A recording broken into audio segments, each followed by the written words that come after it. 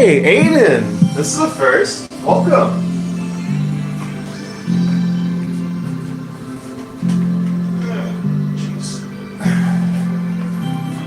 So, hello there, Aiden. This is a first. Welcome to the stream. Make yourself comfy. We're gonna be here a while.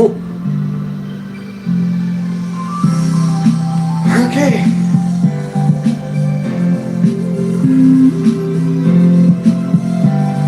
So yeah, I actually advise you make yourself at home, make yourself comfy, because as I just said, we're gonna be here a while.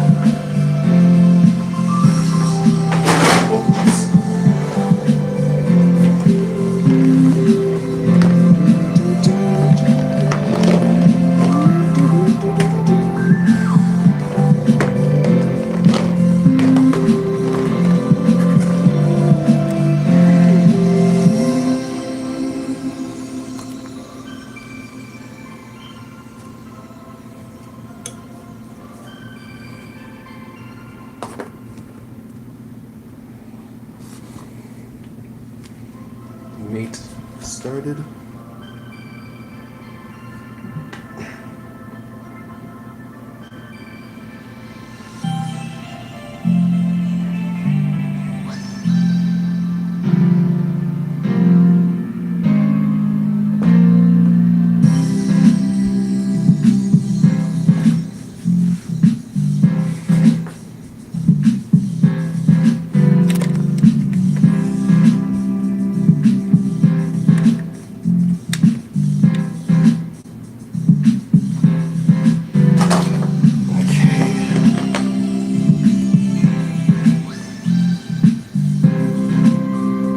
Alright. Everything is set up, everything is ready. Here we go. Hopefully my vocal cords are ready for this last part. For those that have been around in the streams to see me strangle my vocal cords, especially with Natsuki and Sayori on the good ending run, you wouldn't be too surprised when you guys are gonna see me sort of murder my vocal cords here with this. So, yeah. We're gonna be here for a while, so make yourselves at home for those that show up, or those that, you know, come in, because why not? Basically that, yeah. Get comfy, get some snacks, get a drink or something. I don't know. But one thing for certain, we're gonna be here for a while for this final, for the very, very last part being the bonus part. Because as you can tell by the background here, in the finale, I covered the very last side story, Equals. And as some may remember me saying, back when I started that final part, after this, back when, frick, what was I saying? Okay, so like back when I started back when I was ending the part from last week, I said I'm going to do one last part. This is it. And by that, I mean I'm going to do, this is a bonus thing, covering basically unlocking the final 3 promos that is needed to get 100% breakthrough achievement in this game. Basically these 3.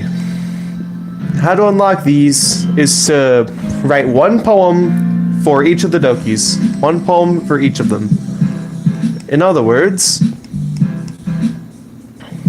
1 poem for Nat, 1 poem for Yuri, and 1 poem for Sayori.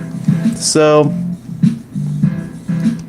basically, yeah, that's basically it. And it's their Valentine's Day ones. I can't really pull up a picture, mainly because one of my phones, of course, it's streaming, and the other one, it's for company that wants to come in. So, okay. Hopefully someone would want to come in. But I'll be patient. For the first 15 minutes or so, I'll be patient. Let's see, 39. Okay. We're gonna be here a little bit, so...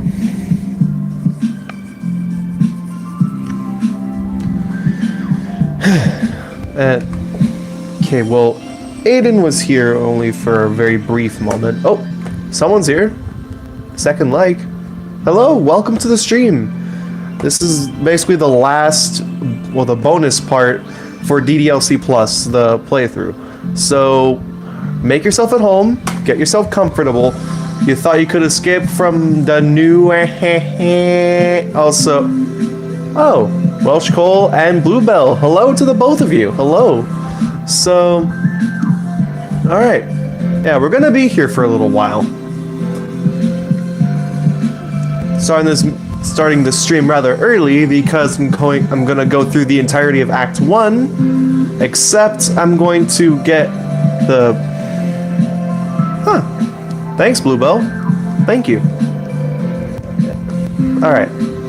So yeah, why we're here is, of course, as you see, these 3 photos here are locked.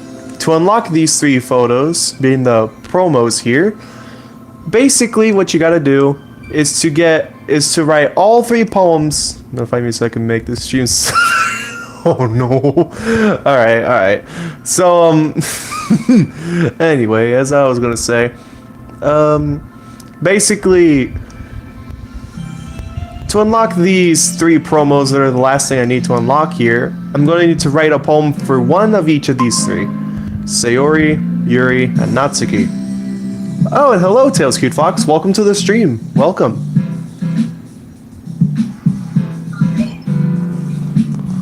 How you doing this fine day? I should be at this. I've been keeping myself busy with making a new music video that will be coming out. Write a poem to the smallest to biggest. Okay, I like the order. Anyway. So Wait. Is that why you randomly left the other call that I was still in? Yeah, I was working on a music video.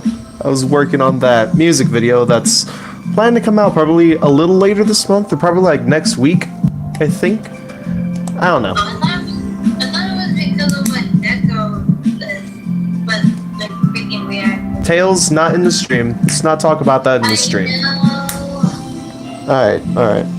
Anyway, moving on.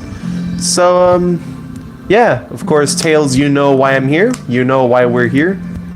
Monica kind of... I can obviously see that. Again, I only just need these 3 promos left to unlock. They're getting 1 poem for each of the Dokis. 1 for Natsuki, 1 for Yuri, and 1 for Sayori. Yep, and yep. Alright.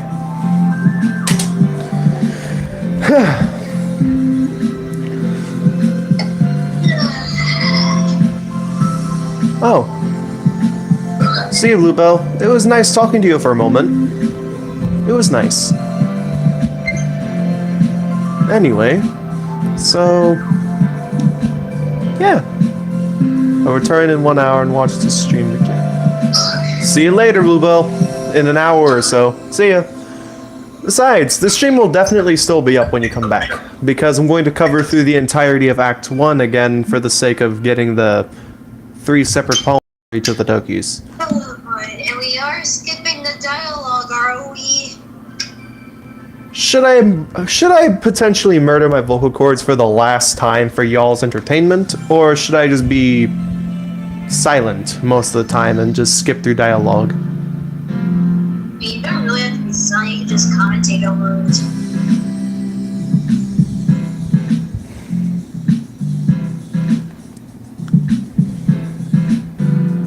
Ah, jeez. I murdered my vocal cords once with the good ending run. For all 3 of these, well, mainly Natsuki and Sayori. I mainly... those 2. I murdered my vocal cords for these 2. What the heck? Alright. But, yeah.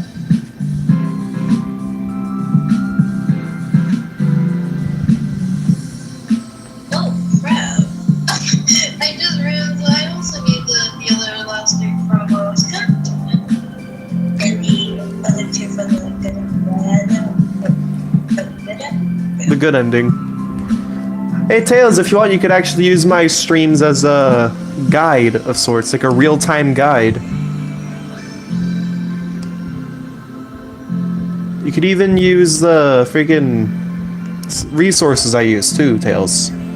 I'll probably send them to you, so you could use them for your own gain. It's fine. Plus, I've already seen you do it. Well, players know the stream, but You get these two, and well, I already know like how the images look because I was there. all right. Well, we got another person here. Who could this be? Oh, never mind. It's gone. Shit. Oh well. Well, snooze they lose, I guess. Oh yeah, I just realized you did the last poem. God.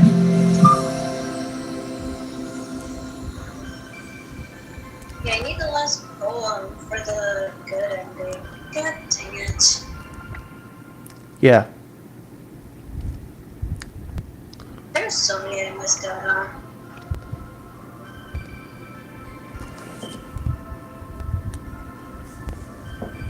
Look at the last thing I did.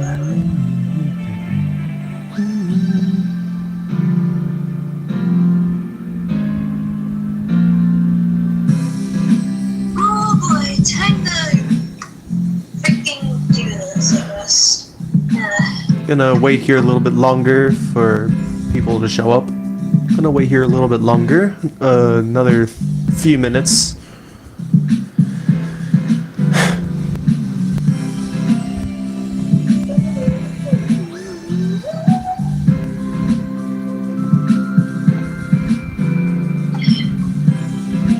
Just be patient. Believe me that I'm gonna be like multitasking while you're doing this. Oh really? Playing Genshin Impact while watching this? I'm taking a break from it. I was playing it for like a good while. Uh-huh. Right now, I'm just drawing out a thing. Oh, we got another person. Hello. Welcome. Oh.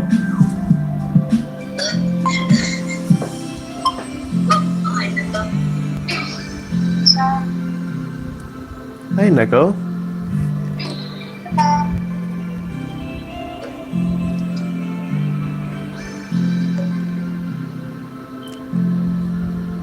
I just go down, take a minute. I should know.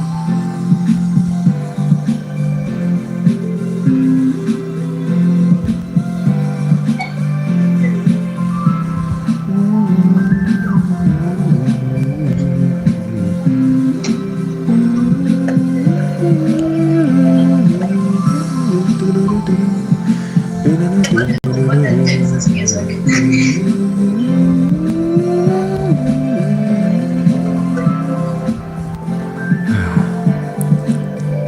1 minute left to go, and then we'll just get going.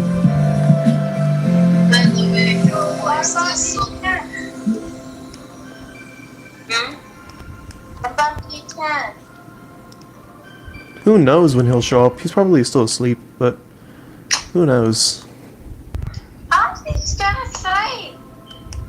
I don't know. Beats me.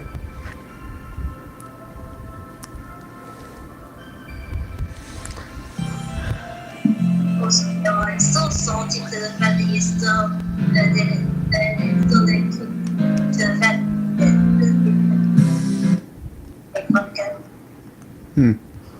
Well, alright. 15 seconds basically to go, so basically what we're going to cover is the entirety of Act 1 again, but getting one poem for each of the Dokis. So, here we go again. I'd be willing to I'd be willing to strangle my vocal cords for one last time. Oh, really now? Alright. This name hasn't been said in a while, let alone in-game. Oh, shit. Yep. For those that haven't been here entirely yet, this is my IRL name, my very first part of it. You're not getting the rest. You're not getting the rest. Anyway. Yeah. It's been far too long since I played this game. Holy crap. So, without further ado, let's get to it. So, here we go. In 3, 2, 1, go. Let's go. Let's murder my vocal cords one last time for everyone's entertainment. Hey! I see an annoying girl running toward me from the distance, waving her arms in the air like she's totally oblivious to any attention she might draw to herself. That girl is Sayori, my neighbor and good friend since we were children. You know, the kind of friend you never see yourself making today, but it just kinda works out because you've known each other for so long. We used to walk to school together on days like this, but starting around high school, she would oversleep more and more frequently, and I would get tired of waiting up. But if she's gonna chase after me like this, I almost feel better off running away. However, I just sigh and idle in front of the crosswalk and let Sayori catch up to me. I overslept again! But I caught you this time! Maybe, but it only because I decided to stop and wait for you. You say like you were thinking about ignoring me! That's mean, Joel! Well, if people stare at you for acting weird, then I don't want them to think we are a couple or something. Fine. But you did wait for me after all. I guess you don't have it in you to be mean, even if you want to. Whatever you say, Sayori. We cross the street together and make our way to school. As we draw near, the streets become increasingly speckled with other students making their daily commute. By the way, Joel, have you decided on a club to join yet? Oh, hey, Welsh Cole's back. Welcome back. Anyway. A club? I told you already, I'm really not interested in joining any clubs. I haven't been looking either. That's not true! You told me you would join a club this year! Wait, did I? I'm sure it's possible that I did in one of our many conversations where I dismissively go along with whatever she's going on about. Sayori likes to worry a little too much about me when I'm perfectly content just getting on by the average while spending my free time on games and anime. I was talking about how I'm worried that you won't learn how to socialize or have any skills before college. Your happiness is really important to me, you know? And I know you're happy now, but I died of thought of you becoming a NEET in a few years because you're not used to the real world. You trust me, right? Don't make me keep worrying about you. Alright. I'll look for a few clubs if it makes you happy. No promises, though. Will you at least promise you'll try a little? Yeah, I guess I'll promise you that. Yay! Why do I let myself get lectured by such a carefree girl? More than that, I'm surprised that I even let myself relent her. I guess seeing her worry so much about me makes me want to ease her mind at least a little bit, even if she does exaggerate everything inside her head. The school days is as ordinary as ever, and it's over before I know it. After I pack up my things, I stare blankly at the wall, looking for an ounce of motivation. Clubs. Sayori wants me to check out some clubs. I guess I have no choice but to start with the anime club. Hello? Sayo? Sayori must have come into the classroom while I was spacing out. I look around and realize that I'm the only one left in the classroom. I thought I'd catch you coming out of the classroom, but I saw you just sitting here and spacing out, so I just came in. Honestly, you're even worse than me sometimes. I'm impressed. You don't need to wait up for me if it's gonna make you late to your own club. Well, I thought you might need some encouragement, so I thought, you know... No, what? Well, that you could come to my club. Sayo... Yeah? Look, there is no way I'm going to your club. Meanie! Sayori is vice president of the literature club. Not that I was ever aware that she had any interest in literature. In fact, I'm 99.9% sure she only did it because she thought that it would be fun to help start a new club. Since she was the first one to show interest after the one who proposed the club, she inherited the title vice president. Or as Boko would say, rice president. That said, my interest in literature is guaranteed to be even less. Yeah, I'm going to the anime club.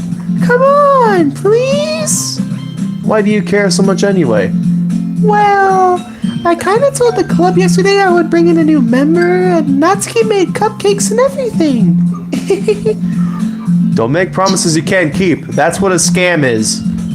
I can't tell if Sayori is really that much of an airhead or she's just so cunning as to have planned all this out. Fine, I'll stop by for a cupcake, okay? Yes, let's go! And thus, today marks the day I sold my soul for a cupcake. I dejectedly follow Sayori across the school and upstairs, a section of the school I rarely visit. Sayori, full of energy, swings open the classroom door. Everyone, the new member is here! I told you, don't call me a new member. Huh? I glance around the room. Welcome to the Literature Club. It's a pleasure meeting you. Sayori always says nice things about you. Seriously? You brought a boy? Way to kill the atmosphere, man! Ah, Joelle, what a nice surprise! Welcome to the club! Yes, Neko, what? What's up with having a boy in an all-girls literature club? What's wrong with that? All words escape me in this situation. This club is full of incredibly cute girls! Dude, what are you looking at? If you want to say something, just spit it out. She's sorry. Natsuki. The girl with the sour attitude, whose name is apparently Natsuki, is one I don't recognize. Her small figure makes her look like a first-year student. She is also the one who made cupcakes, according to Sayori. You can just ignore her when she gets moody. Sayori says that quietly into my ear, then turns back toward the other girls. Anyway, this is Natsuki, always full of energy. And this is Yuri, the smartest in the club. Don't say things like that. Yuri, who appears comparably more mature and timid, seems to have a hard time keeping up with people like Sayori and Natsuki. Well, it's certainly nice to meet the both of you. And it sounds like you already know Monica, is that right? That's right. Hey, Shmoo. Anyway, it's great to see you again, Joelle. Monica smiles sweetly. We do know each other. Well, we rarely talked, but we were in the same class last year. Monica was probably the most popular girl in the class. Smart, beautiful, athletic. Basically completely out of my league. So having her smile at me so genuinely feels a little... Well, you too, Monica. Come sit down, Joelle. We made room for you at the table, so you can sit next to me or Monica. I'll get the cupcakes! Oi, I made them. I'll get them. Sorry, I got a little too excited. Then how about I make some tea as well? The girls have a few... Is Edward here? Nope, he ain't. Anyway, the girls have a few desks arranged to form a table. As Sayori mentioned, it's been widened so that there's one space next to Monica and one space next to Sayori. Natsuki and Yuri walk over to the corner of the room, where Natsuki grabs a wrapped tray, and Yuri opens the closet. Still feeling awkward, I take a seat by Sayori. Natsuki proudly marches back to the table, tray in hand. Okay, you guys ready? Ta-da! Wow! Natsuki lifts the foil off the tray to reveal a dozen white fluffy cupcakes decorated to look like little cats. The whiskers are drawn with icing, and little pieces of chocolate were used to make the ears. So cute! I had no idea you were so good at baking, Natsuki. Well, you know. Just hurry and take one. Sayori grabs one first, then Monica, then I follow. It's delicious! Sayori talks with her mouth full and has already managed to get icing on her face. I turn the cupcake around in my fingers, looking for the best angle to take a bite. Natsuki's quiet. I can't help but notice her sneaking glances in my direction. Is she waiting for me to take a bite? I finally bite down. The icing is sweet and full of flavor. I wonder if she made it herself. Or probably bought it from Walmart, who knows. This is really good. Thank you, Natsuki. Why are you thanking me? It's not like I... Wait, haven't I heard this somewhere before? Made them for you or anything? Huh? I thought you technically did. Sayori said... Well, maybe! But not for... You know, you! Freaking... Dumbass. Alright. I give up on Natsuki's weird logic and dismiss the conversation. Yuri returns to the table carrying a tea set. She carefully places a teacup in front of each of us before setting down the teapot next to the cupcake tray. Hold up, you keep a whole tea set in this classroom? Don't worry, the teachers gave us permission. After all, doesn't a hot cup of tea help you enjoy a good book? I guess. Don't let yourself get intimidated. Yuri's just trying to impress you. That's not... Yuri insulted. Yuri looks away. I meant that, you know. Believable, yeah. Well, tea and reading might not be a pastime for me, honestly, but I'll at least enjoy tea. I'm glad. Yuri faintly smiles to herself in relief. Monica raises an eyebrow, then smiles at me. So, what made you consider the literature club? I was afraid of this question. Something tells me I shouldn't tell Monica that I was practically dragged here by the foot by Sayori. Well, I haven't joined any clubs yet, and Sayori seemed really happy here, so... That's okay. Don't be embarrassed. We'll make sure you feel right at home, okay? As president of the literature club, it's my duty to make the club fun and exciting for everyone. Monica, I'm surprised. How come you decided to start your own club? You could probably be a board member for any of the major clubs. Weren't you a leader of the debate club last year? Well, you know, to be honest, I can't stand all the politics around the major clubs. It feels like nothing but arguing about the budget and publicity and how to prepare for events. I'd much rather take something I personally enjoy and make something special out of it. And if it encourages more others to get into literature, then I'm fulfilling that dream. Monica really is a great leader. Yuri also nods in agreement. Well, then I'm surprised there aren't more people in the club yet. It must be hard to start a new club. You could put it that way. Not many people are very interested in putting out all the effort to start something brand new, especially when it's something that doesn't grab your attention, like literature. You have to work hard to convince people that you're both fun and worthwhile, but it makes school events, like the festival, that much more important. I'm confident that we can all really grow this club before we graduate. Right, everyone? Yeah! We'll do our best. You know it! Everyone enthusiastically agrees. Such different girls all interested in the same goal. Monica must have worked really hard just to find these three. Maybe that's why they were also delighted by the idea of a new member joining. Though I still don't really know if I can keep up with their level of enthusiasm about literature. Hey yo, when we see in the club, it's right in front of you. So, Joelle, what kinds of things do you like to read? Well, considering how little I've read these past few years, I don't really have a good way of answering that. Manga. I mutter quietly to myself, half joking. Natsuki's head suddenly perks up. It looks like she wants to say something, but keeps quiet. Festival. Well, the festival... It's not actually seen, but of course it is mentioned, so... Yeah, and Sayori, on that day, so... I'm so sad on that day. Not much of a reader, I guess. Well, that can change. What am I saying? I spoke without thinking after seeing Yuri's sad smile. Anyway, what about you, Yuri? Well, let's see. Yuri traces the rim of her teacup with her finger.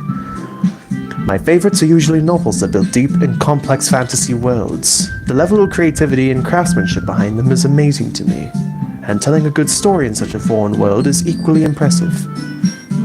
I mean, I think it might like the Railway series. Moving on, Yuri goes on, clearly passionate about her reading. She seemed so reserved and timid since the moment I walked in, but it's obvious by the way her eyes light up that she finds her comfort in the world of books, not people. Sound familiar? But, you know, I like a lot of things. Stories with deep psychological elements usually immerse me as well. Isn't it amazing how a writer can so deliberately take advantage of your own lack of imagination to completely throw you for a loop? Anyway, I've been reading a lot of horror lately. Well, I've read a horror book once. I desperately grasp something I can relate to at the minimal level. At this rate, you might as well be having a conversation with a rock. Really? I wouldn't have expected that, Yuri. For someone as gentle as you, I guess you could say that. But if a story makes me think or takes me to another world, then I really can't put it down. Surreal horror is often very successful at changing the way you look at the world, if only for a brief moment. Ugh, I hate horror! Oh, why is that? Yuri handed me Clifford the Big Red Dog. Oh my god. No way. It should keep your attention because it's a short read. Oh my god. Well, Natsuki's eyes dart over to me for a split second. Never mind. That's right. You usually like to write about cute things, don't you, Natsuki? What? What gives you that idea? You left a piece of scrap paper behind last club meeting. It looks like you're working on a poem called Don't Say It Out Loud. And give that back. Fine. Your cupcakes, your poems, everything you do is just as cute as you are. Sari slides up behind Natsuki and puts her hands on her shoulders. I am not freaking cute! Oh god, Natsuki's going Super Saiyan. Oh god, Natsuki's going Super Saiyan. Anyways, Nat, you write your own poems? Eh? Well, I guess sometimes. Why do you care? I think that's impressive. Why don't you share them sometime? No! Natsuki averts her eyes. You wouldn't like them. The PNGs collided. Huh? Alright. Not a very confident writer yet. I understand how Natsuki feels. Sharing that level of writing takes... Already there's a yawn, what the frick? Anyway, sharing that level of writing takes more than just confidence. The truest form of writing is writing to oneself. You must be willing to open up to your readers, exposing your vulnerabilities and showing them even the deepest reaches of your heart. Do you have writing experience too, Yuri? Maybe if you share some of your work, you can set an example and help Natsuki feel comfortable enough to share hers. You know, I guess that's the same for Yuri then. I guess that's the same for Yuri. Oh, I wanted to read everyone's poems. We all sit in silence for a moment. Hang on, let me plug this in so it doesn't die during stream. There you go. Anyway, we all sit in silence for a moment. Okay, I have an idea, everyone. Natsuki and Yuri look quizzically at Monika. Let's all go home and write a poem of our own. Then, next time we meet, we'll all share them with each other. That way, everyone is even. Yeah, let's do it! Plus, now that we have a new member, I think it'll help us all get a little more comfortable with each other and strengthen the bond of the club. Isn't that right, Joelle? Monika smiles warmly at me once again. Hold on. Hold the phone. There is still one problem. And what is that? Now that we're back to the original topic of me joining the club, I bluntly came forth with what's been on my mind the entire time. Look, I never said I would join this club.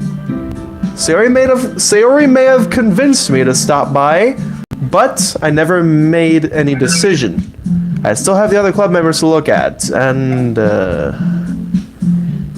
my train of thought basically derails. All four girls stare back at me with dejected eyes. But I'm sorry, I thought. Joelle! You all... I'm defenseless against these girls. How am I supposed to make a clear-headed decision when it's like this? That is, if writing poems is a price I need to pay in order to spend every day with these beautiful ladies. Right. Okay, I've decided then.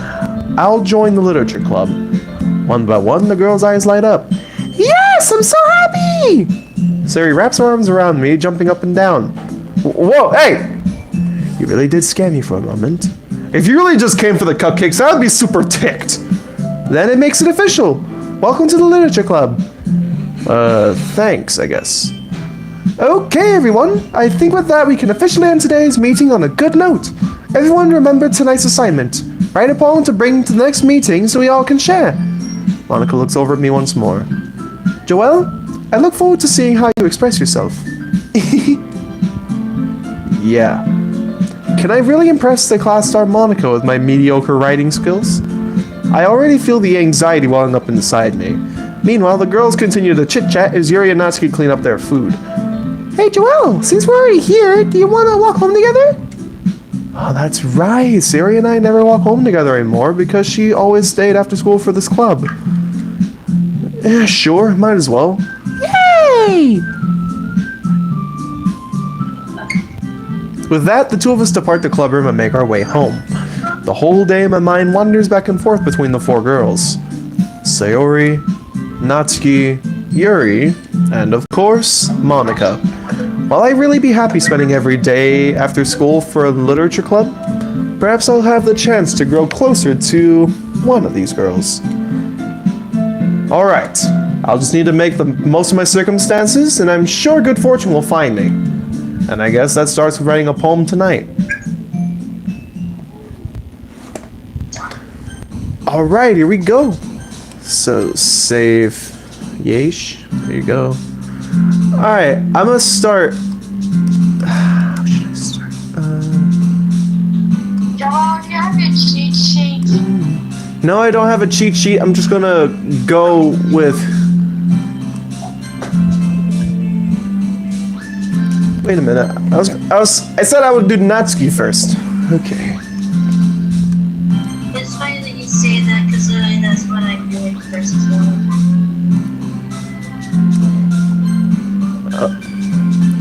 Well, this is kind of confusing. I'm now on Yuri and I'm basically tied for the 3. Ugh. Okay. Boop. Faye.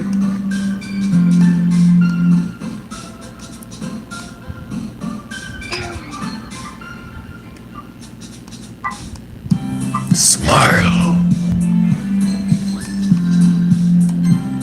Out.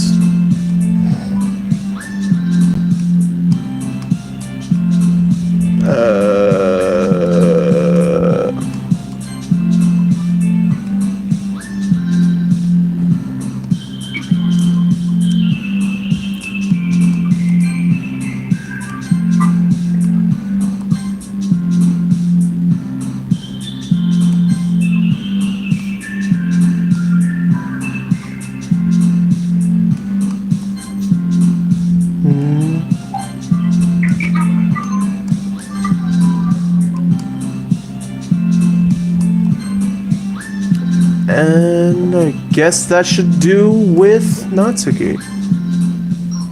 Hopefully I got all the Natsuki words. Hi again, Joelle. Glad to see you didn't run away on us. Nah, don't worry. This might be a little strange for me, but I at least keep my word. Well, I'm back at the literature club. I was the last to come in, so everyone else is already hanging out. Thanks for keeping your promise, Joelle. I hope this isn't too overwhelming of a commitment for you. Making you dive headfirst into literature when you're not accustomed to it. Oh, come on! Like he deserves any slack. Sayori told me he didn't want to join in any clubs this year. And last year, too. I don't know if you plan to just come here and hang out or what. But if you don't take us seriously, then you won't see the end of it. Natsuki, you certainly have a big mouth for someone who keeps her manga collection in the clubroom. Natsuki finds herself stuck between saying Monica and manga. Manga is literature!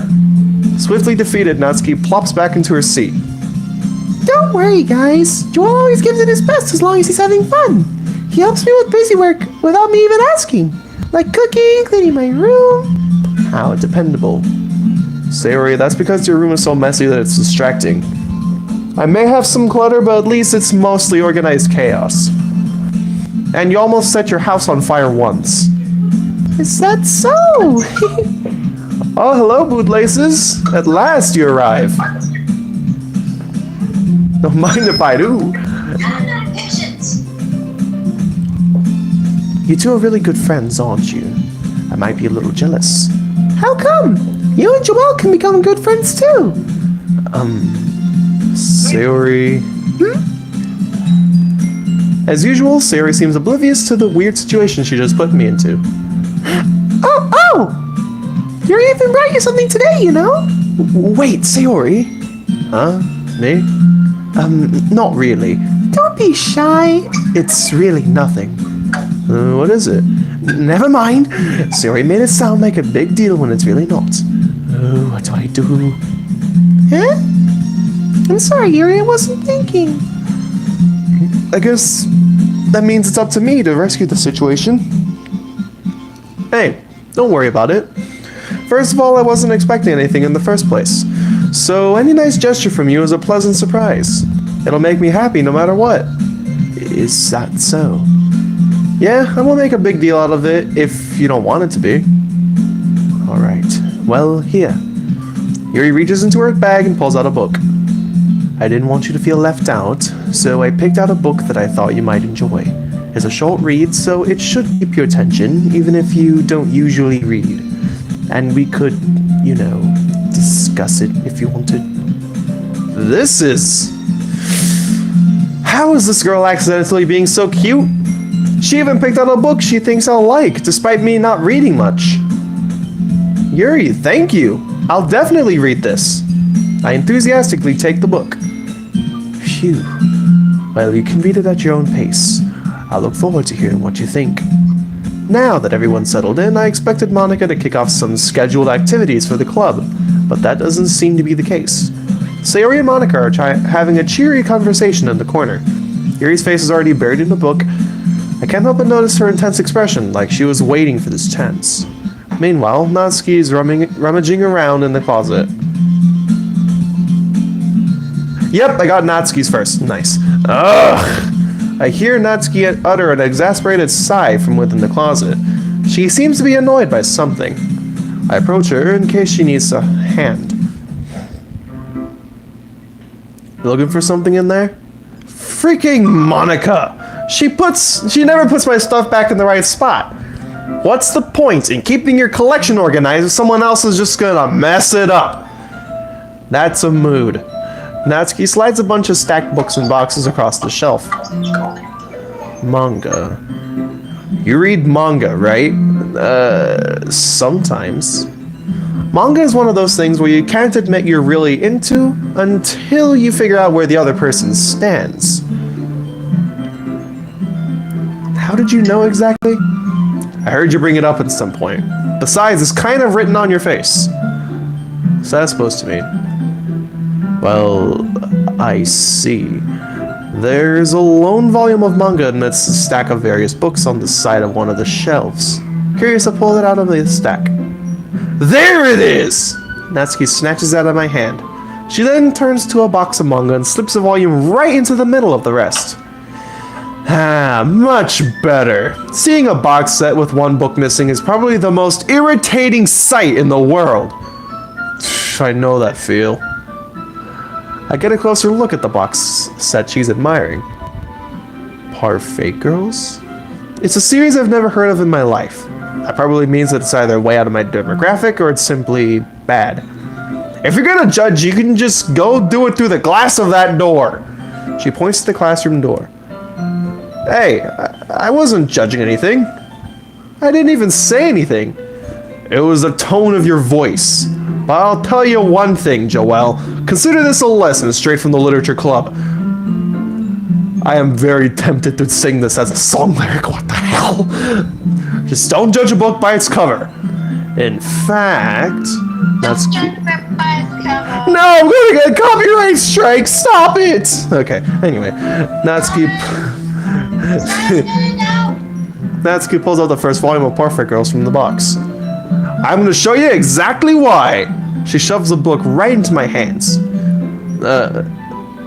I stare at the cover. It features 4 girls in colorful attire striking animated feminine poses. It's exceedingly... Mo. Don't just stand there! Huh? Natsuki grabs my arm and pulls me out of the closet. Ah, okay, we're going this way. She then takes a seat against the wall beneath the windowsills. She pats on the ground next to her, signaling me to sit there. Wouldn't chairs be more comfortable? I take my seat. Look, chairs won't work. We can't read at the same time like that. And why is that? Well, I guess it's easier to be close together like this. Don't just say that! You'll make me feel weird about it. Natsuki crosses her arms and scooches an inch away from me. Sheesh, sorry, but it's fine. I'm used to it, though. I didn't exactly expect to be sitting this close to her either. Not that I can say it's a particularly bad thing. I open the book. It's only a few seconds before Natsuki once again inches closer, reclaiming the additional space while she hopes I won't notice. I can feel her peering over my shoulder, much more eager to begin reading than I am. Wow, how long has it been since I've read this beginning? You don't go back and flip through the older volumes every now and then? Not really. Maybe sometimes after I have already finished the series. Hey, are you paying attention? Not really. I am, but nothing's really happening yet, so I can talk at the same time. It looks like it's about a bunch of friends in high school. A typical slice of life affair. I kind of grew out of this since it's rare for the writing to be entertaining enough to make up for the lack of plot. So, what should I expect from this? Is there going to be a plot? Well, obviously! You think I would enjoy something that doesn't have a plot? I mean, well, I guess I know what you're saying. A lot of the beginning's about simple things, like there's a really funny chapter where they're obsessed with a guy at the ice cream shop, but that just helps to get to know the characters.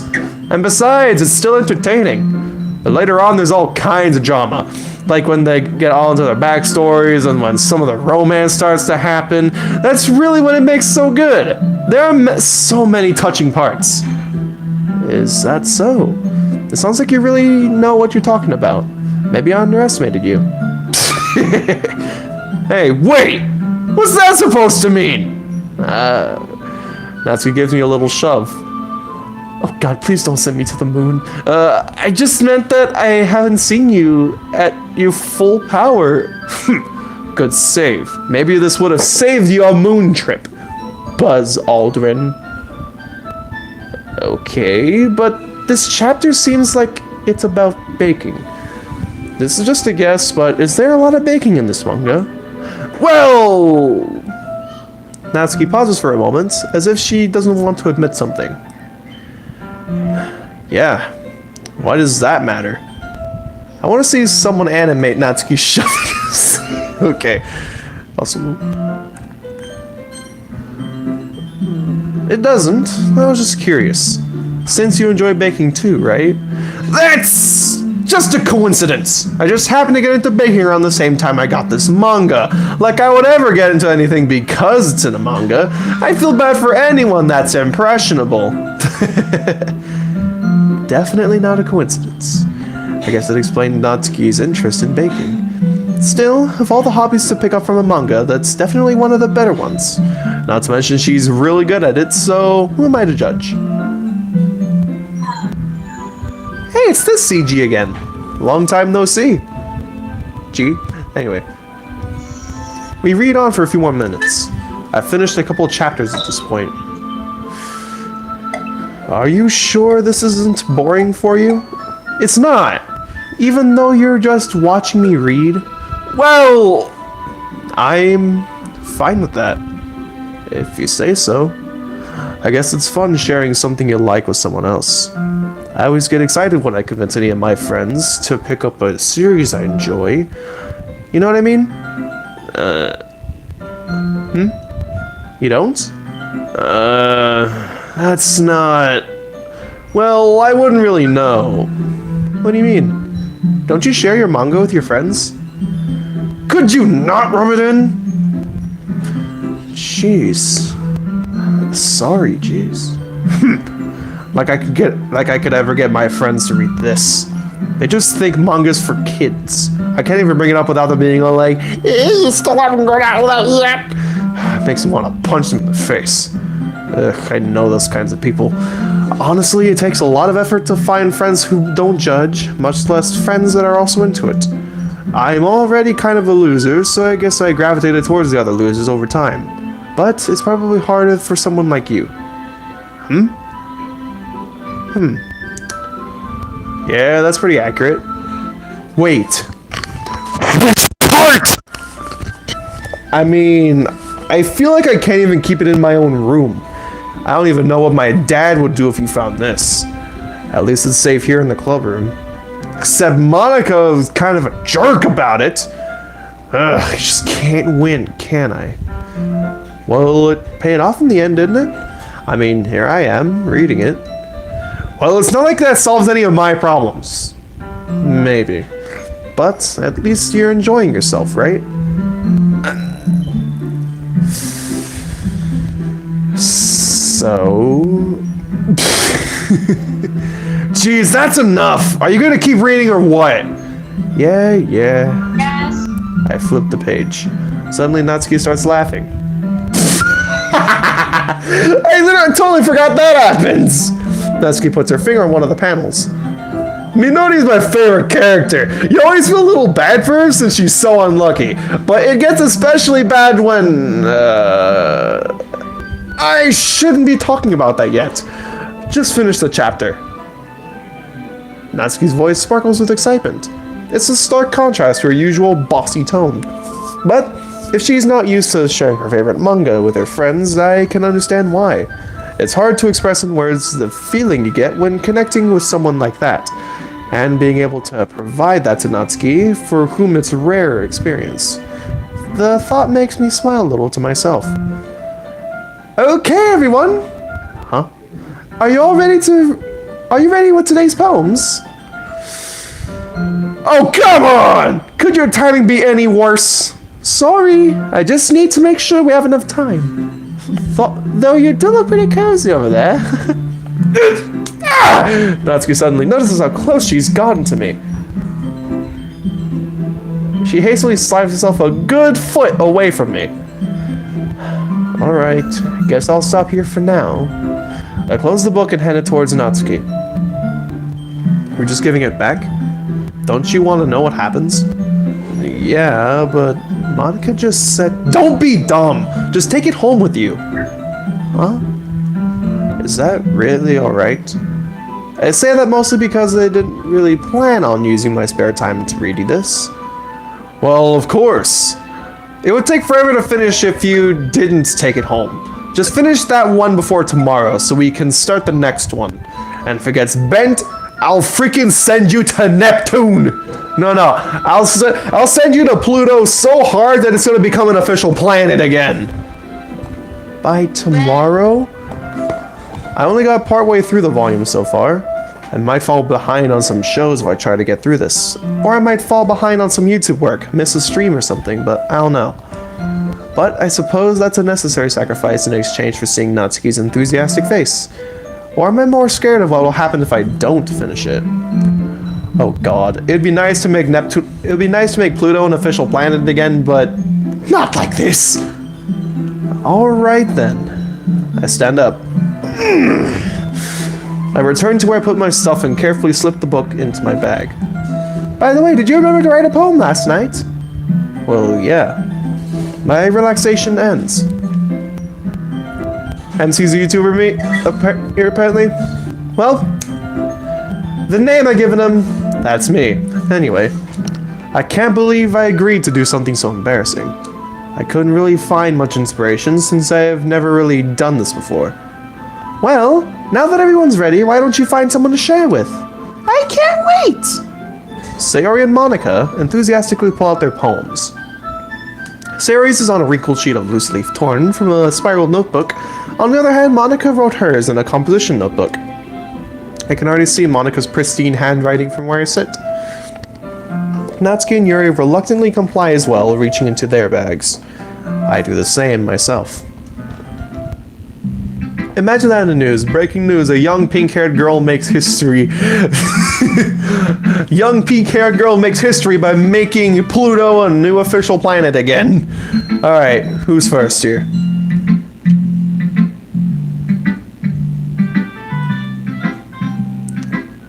Who's first here? Two for Sayori. Tails?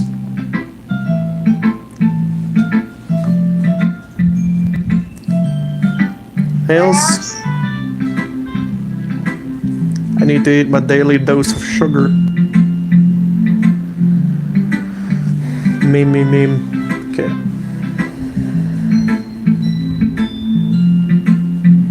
Well, majority vote says Sayori and Tails didn't say anything, so Sayori it is. I'm definitely most comfortable sharing with Sayori first. She's my good friend after all. Melody Jumpy Papa.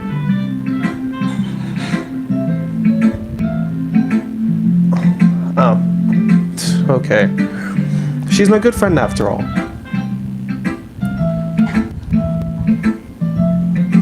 This is a good poem, Joelle. Are you sure this is your first time?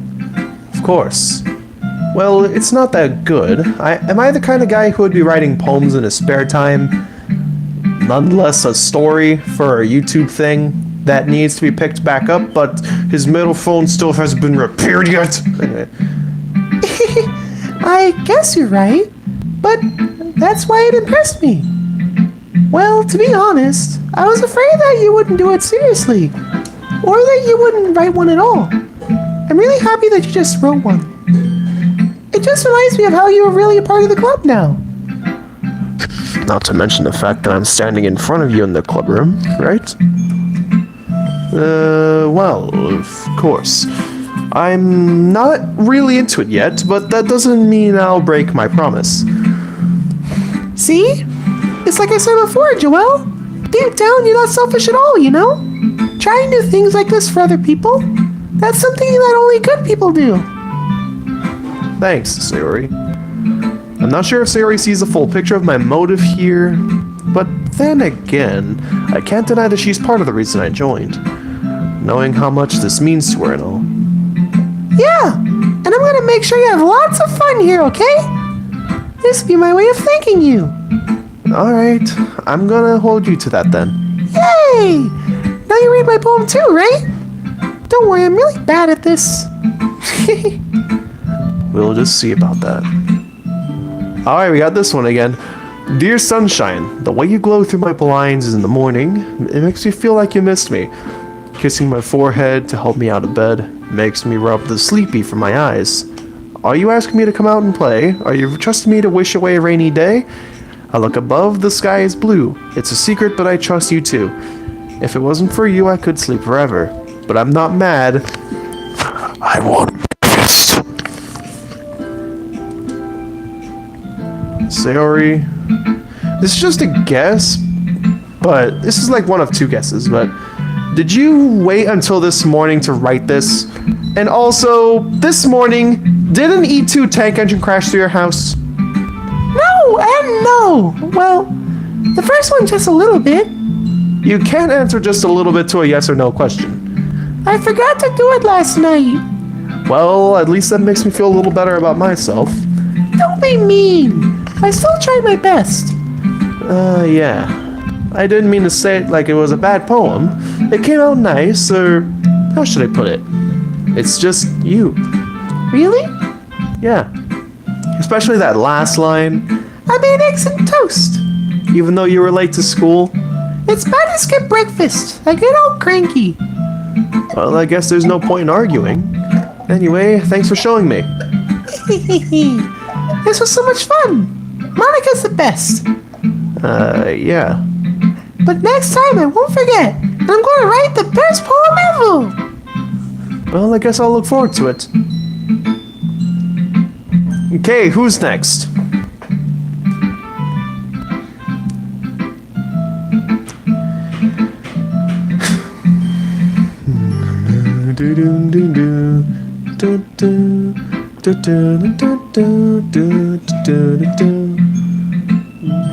Alright, first one for Monica.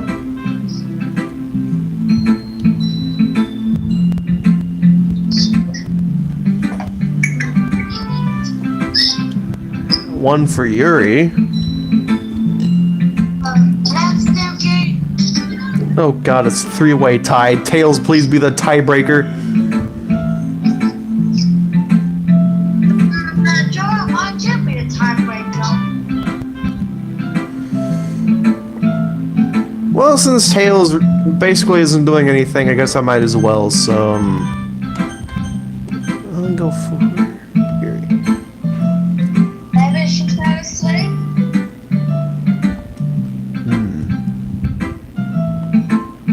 Yuri stares at the poem. A minute passes, more than enough time for her to finish reading. Sorry. I forgot to start speaking. It's fine, don't force yourself. I'm not.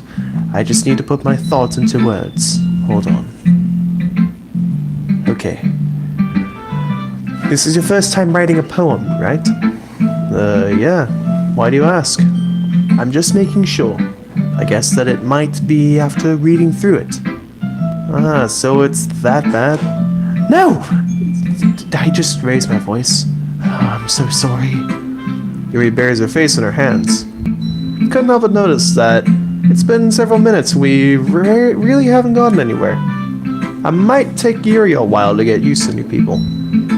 It's fine, I really didn't notice. What were you saying? Right, it's just that there are specific writing habits,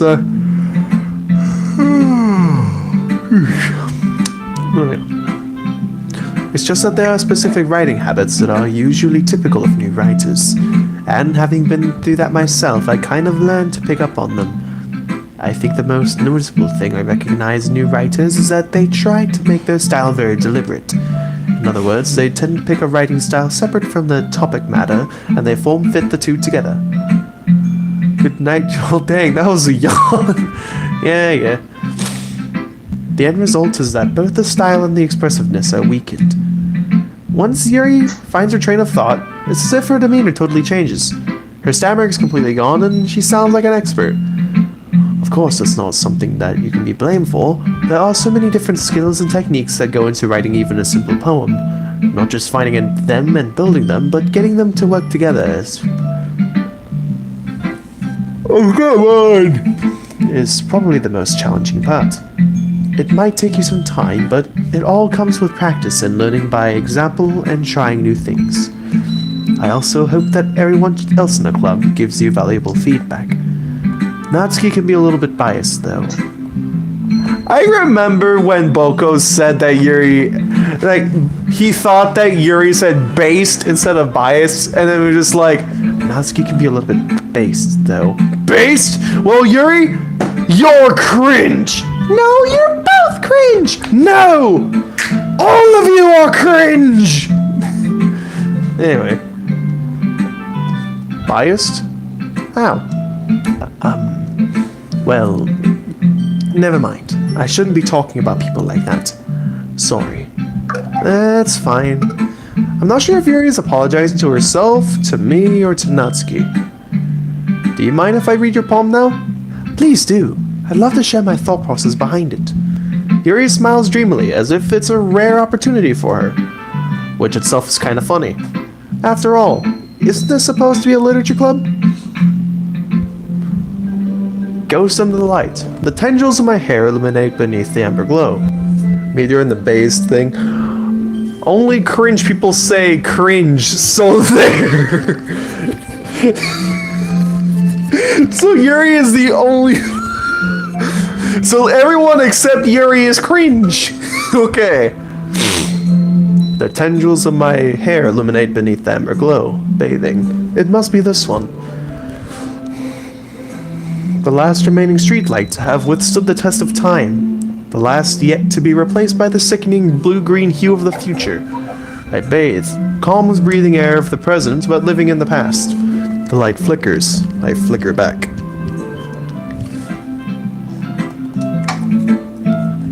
I'm sorry, I have such terrible handwriting. Huh? I wasn't thinking that at all. But it took you a long time to read. Well, I just don't read script very often. I actually think your handwriting is pretty. Eh? That's a relief. Also, I like the poem. Even though it's short, it was really descriptive. It wasn't too short. I usually write longer poems. Not at all. I'm really glad you liked it. I'll be honest, since it's our first time sharing, I wanted to write something a little more mild. Something easy to digest, I suppose. Are you into ghosts, Yuri? Actually, the story isn't about a ghost at all, Joelle. Really?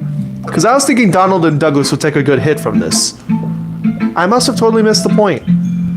Well, I suppose you did only glance over it after all. But remember that poets often express their own thoughts, feelings, and experiences in their work. They usually do more than tell a simple story or paint a picture. In this case, perhaps the subject of the poem is only being symbolically compared to a ghost. Lingering in her last remaining place of comfort, unable to let go of the past, and soon to be left with nothing. That's a lot more solemn, putting it that way. I haven't even thought of that. That's impressive. It's nothing, really. Well, it makes me happy that you think that. Just remember that it won't be long before you pick up on these things too. Yeah, maybe you're right. I guess I'll have to keep trying. I'm counting on you. Alright. Eeny, meeny, miny, mama.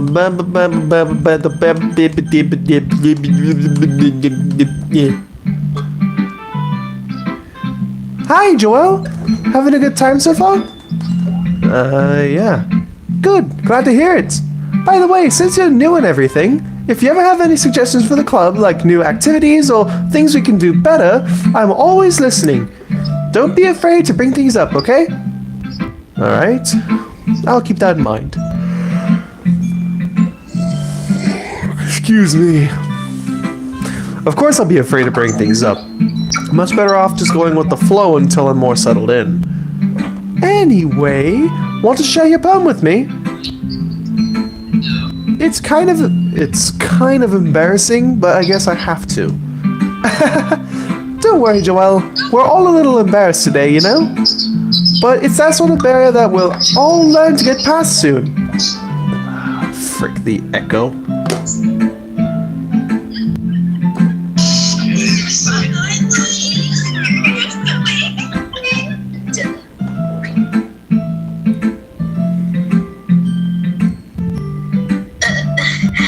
I'll just... Is everything?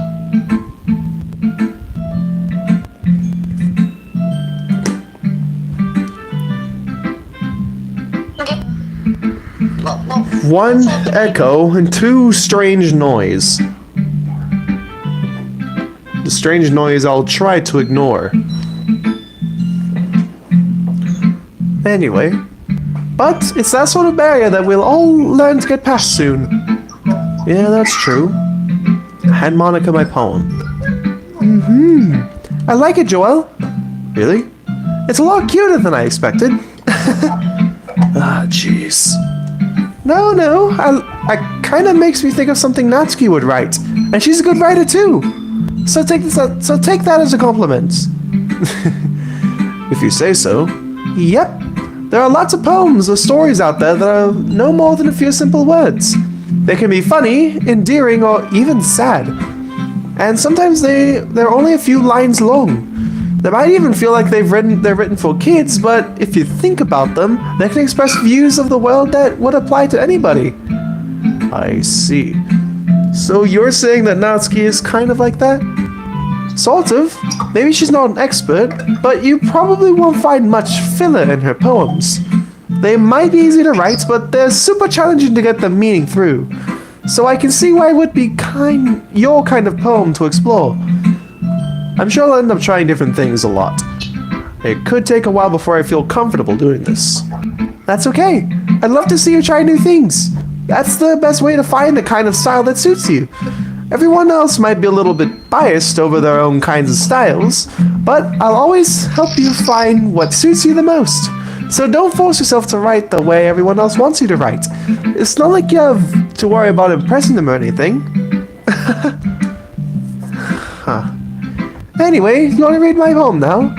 Don't worry, I'm not very good. You sound confident for someone who claims to not be good. Well, that's because I have to sound confident. That doesn't mean I always feel that way, you know? I see. Well, let's have a read then. Hole in the wall. It couldn't have been me. See? The direction the speckle protrudes. A noisy neighbor? An angry boyfriend? I'll never know I wasn't there. I peer inside for a clue. No, I can't see! I reel, blind like a film left out in the sun. But it's too late. My retina's already scorched with a permanent copy of the meaningless image.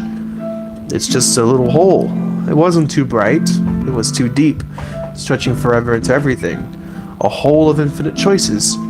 I realize now that I wasn't looking in. I was looking out, and he on the other side was looking in. So, what do you think? It's very freeform, if that's what you call it. Sorry, I'm not really the right... Hole in the wall marks like hole in my... Wait, what? Well, this is what? Okay. Sorry, I'm not really the right person to ask for feedback. It's okay. Yeah, that kind of style has gone pretty popular nowadays. That is, a lot of poems have been putting emphasis on timing between words and lines. When performed out loud, it can be really powerful.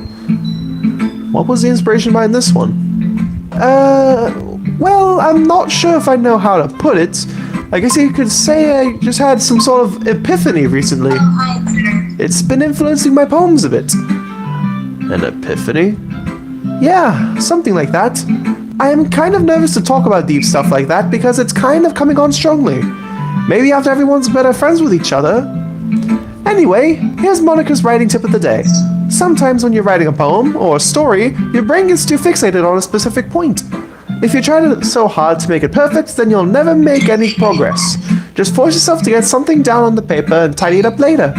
Another way to think about it is this. If you keep your pen in the same spot for too long, you'll just get a big dark puddle of ink. So just move your hand and go with the flow. That's my advice for today. Thanks for listening. And of course, last but not least, boop.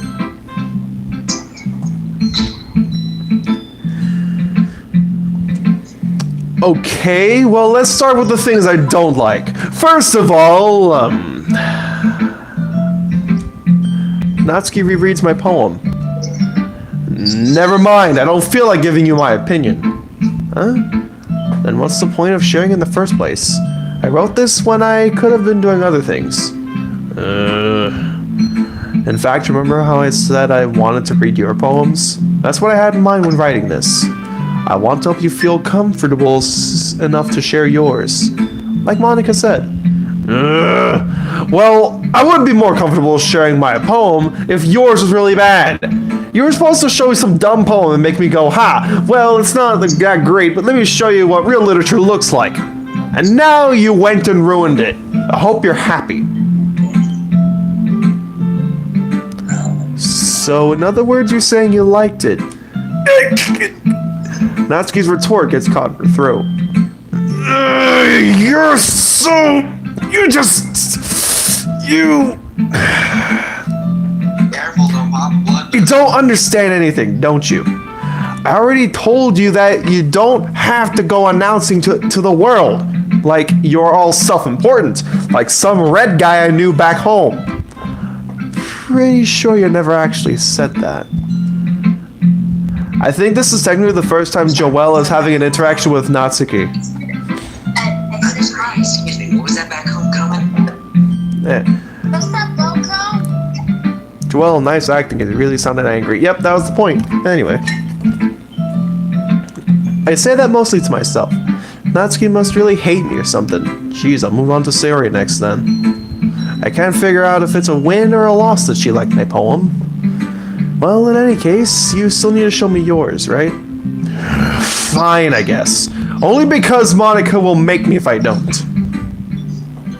Eagles can fly, monkeys can climb, crickets can leap, horses can race, owls can seek, cheetahs can run, eagles can fly, people can try, but that's just about it. Yeah, I told you that you were gonna like it. I like it. What? Just be honest. Yeah, I am. Why are you so convinced that I wouldn't like it? Well, because everyone in high school thinks that writing has to be all sophisticated and crap, so people don't even take my writing seriously. But isn't the point of poems for people to express themselves? Your writing style wouldn't make your message any less valid. Yes, exactly! I like when it's easy to read, but it hits you hard. Like in this poem. Seeing everyone around you do great things can be really disheartening. So I decided to write about it. Yeah, it's understandable. Have a great day. But the other nice thing about simple writing is that it puts more weight on the wordplay. Like I set up for a rhyme at the end, but then made it fall flat on purpose. It helps bring out the feeling in the last line. So you did. I guess more went into it than I realized. That's what it means to be a pro. I'm glad you learned something. Didn't expect that from the youngest one here, did you? Yeah, I guess not. I decided to humor her with that last comment. I don't really care how old everyone is, but if Natsuki is feeling proud, then I won't take that away from her. They skip wrong trades and then try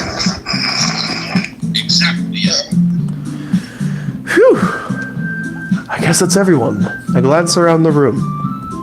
That was a little more stressful than I anticipated. It's as if everyone's judging me for my mediocre writing abilities. Even if they're just being nice, there's no way my poems can stand up to theirs. This is a literature club after all.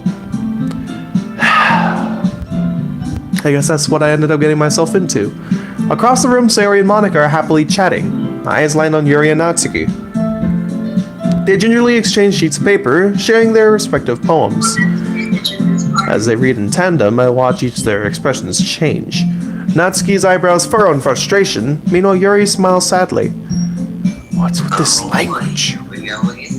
Oh boy, here we go for the last time! Oh yeah, and hey, if anyone's wondering why I sound like complete and utter garbage, I woke up like 10 minutes ago.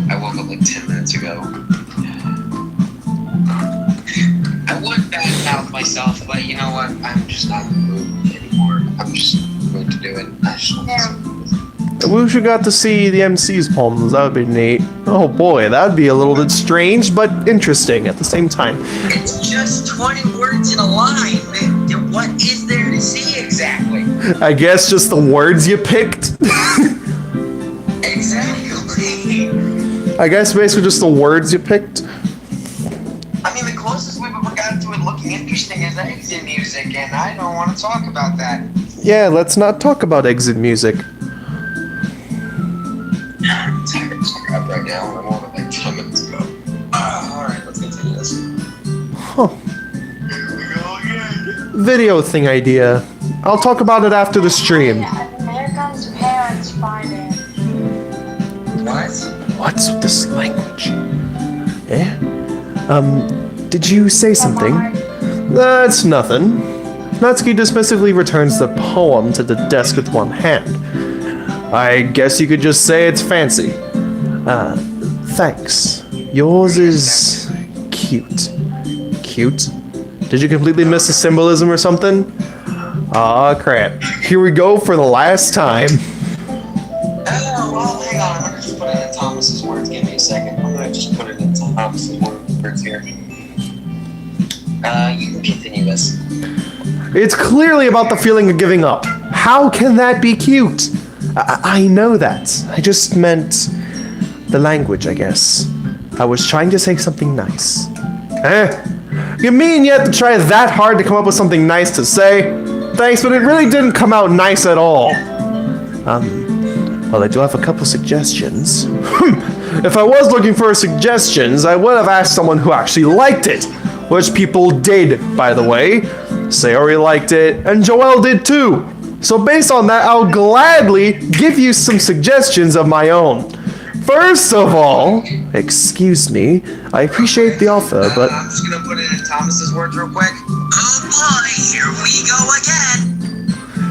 Yep, for the last time too.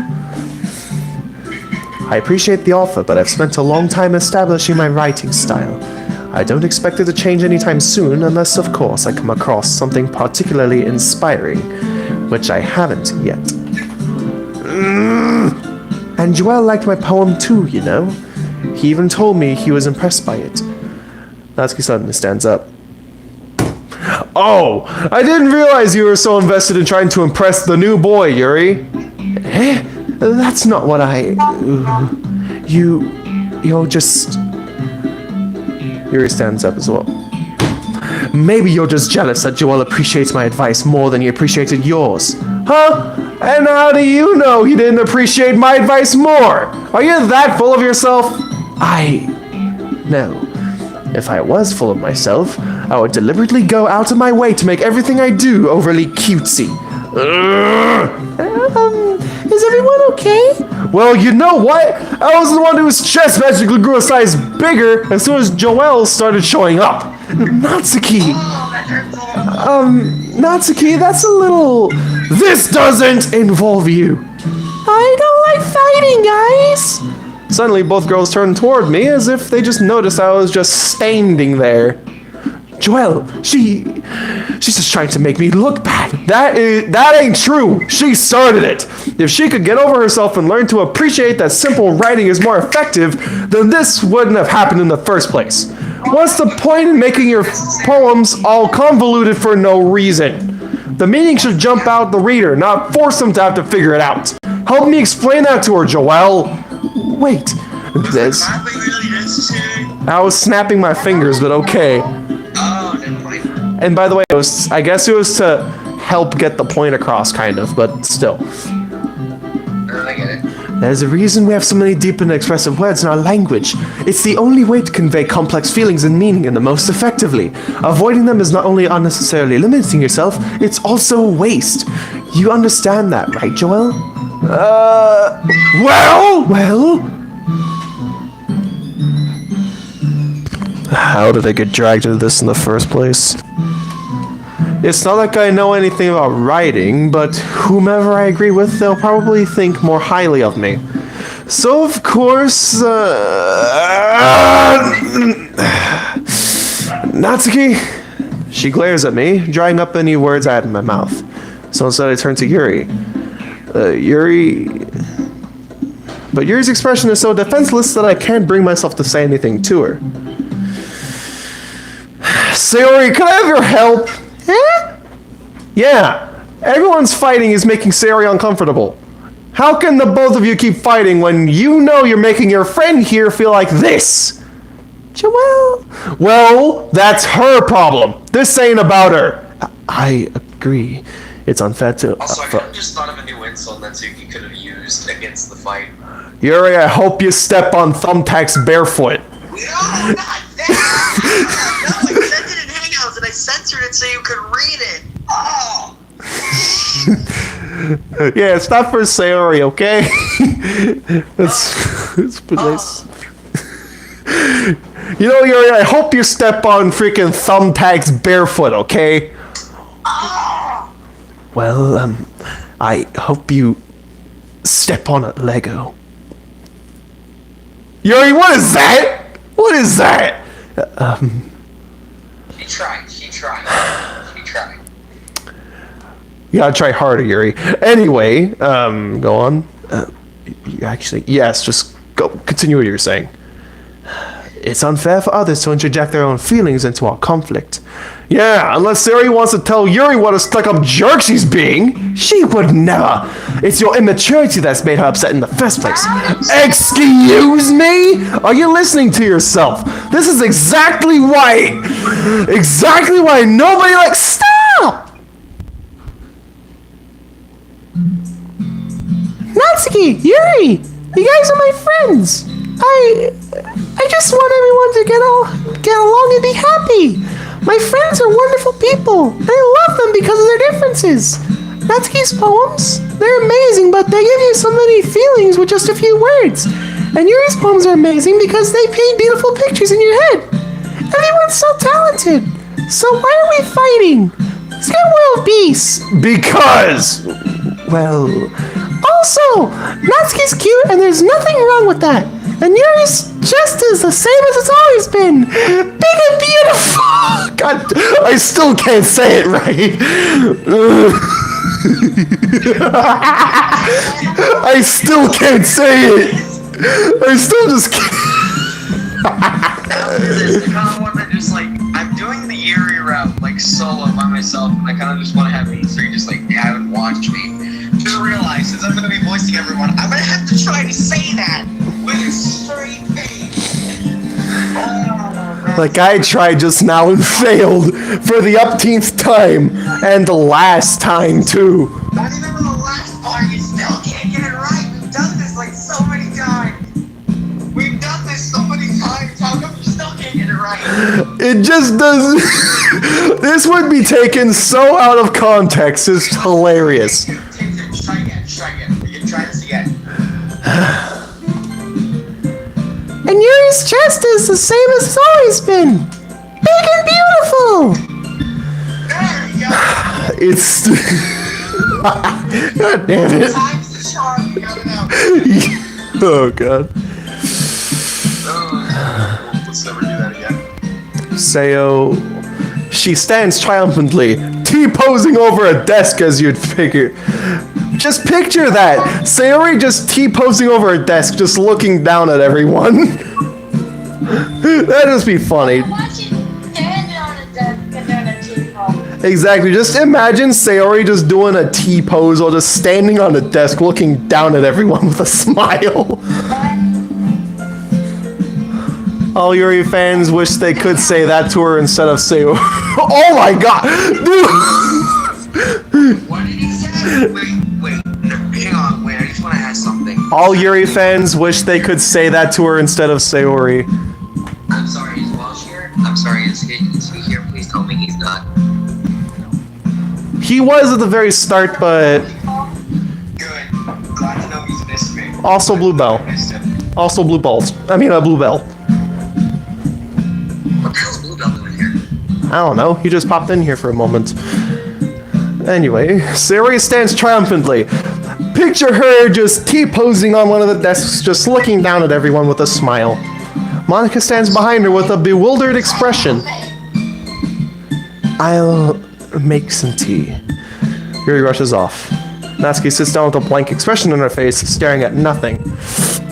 Trying not to internally cringe from Sayori doing a T-pose on one of the desks.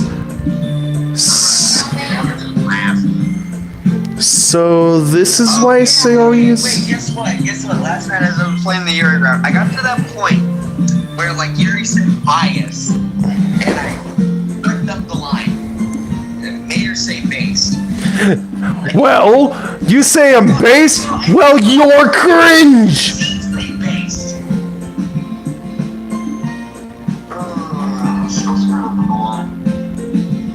Huh, since I'm based, well, you're cringe. No, you're both cringe! No! All of you are cringe! Monica just get down the blow and kill. Not surprised, Weber. So, this is why Sayori's vice president? Whispered to Monica. She nods in return. To be honest, I might come off as a good leader and I can organize things, but I'm not very good with people. I couldn't even bring myself to interject. As president, that's kind of embarrassing for me. Nah, it's not like I can blame you. Besides, I could be more or less an introvert and I can sometimes hate people, but oh, well, I'll just have to live with it. Now you know how I feel. I wasn't able to say anything either. Well, I guess that just means Sayori is amazing in her own ways, isn't she? You could say that. She might be an airhead, but sometimes it's weirdly suspicious it's weirdly sus that she knows exactly what she's doing. I see. Take good care of her, okay? I would hate to see her get herself hurt. That makes two of us. You can count on it. Monica smiles sweetly at me, causing my stomach to knot. Such a genuine person really does make a good president, regardless of what she says. If only I could get the chance to talk to her a little more. But no, that's not the face of the game. Okay, everyone. It's just about time for us to leave. How did you all feel about sharing poems? It was a lot of fun! Well, I'd say it was worth it. It was alright. Well, mostly. Joel, how about you? Yeah, I'd say the same. Let's just say Sayori just had to compliment something big and beautiful. I'm sorry.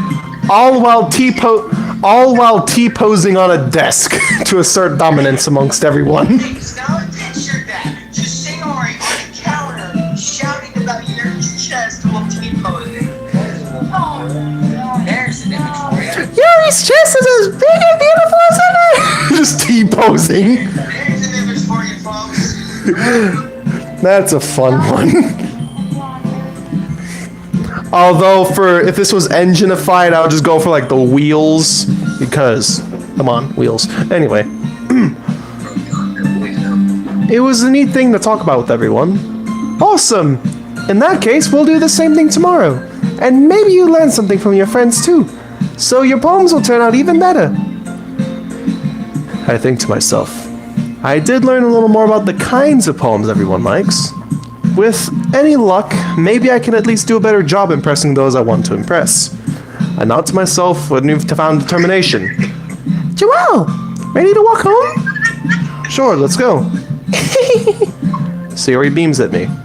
It truly has been a while since Sayori and I have spent this much time together. I'm definitely writing a poem about Sayori.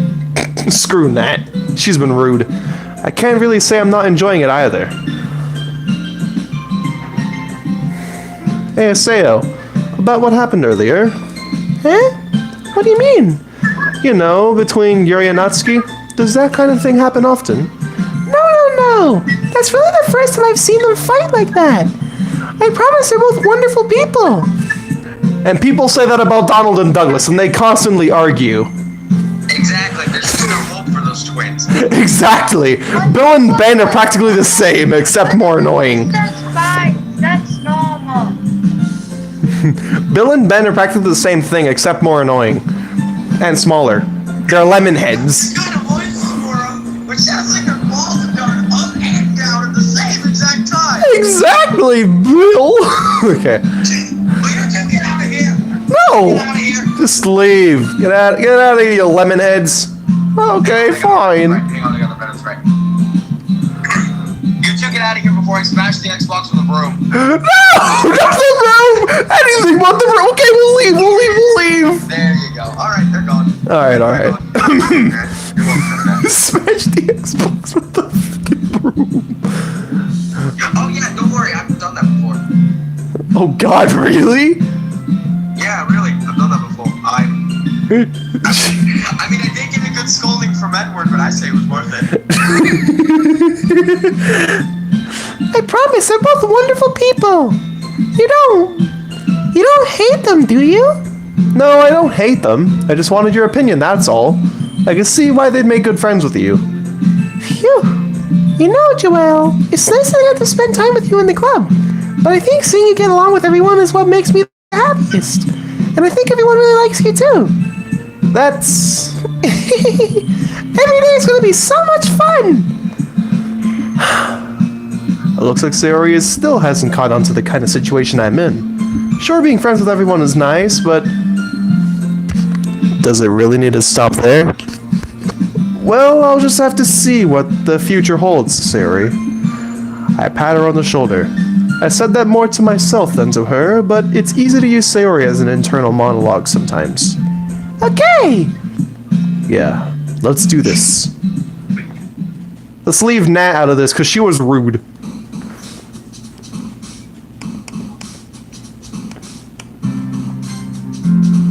Oh yeah, hey, what are we doing this for again? I completely forgot. Basically getting the final 3 freaking promos, the last 3 promos. How long?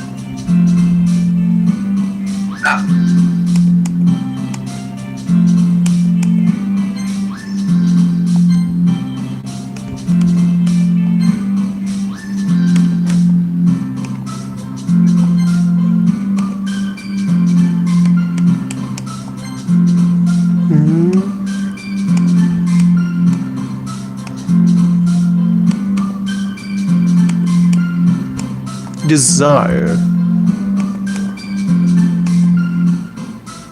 Embrace. Forgive. Romance.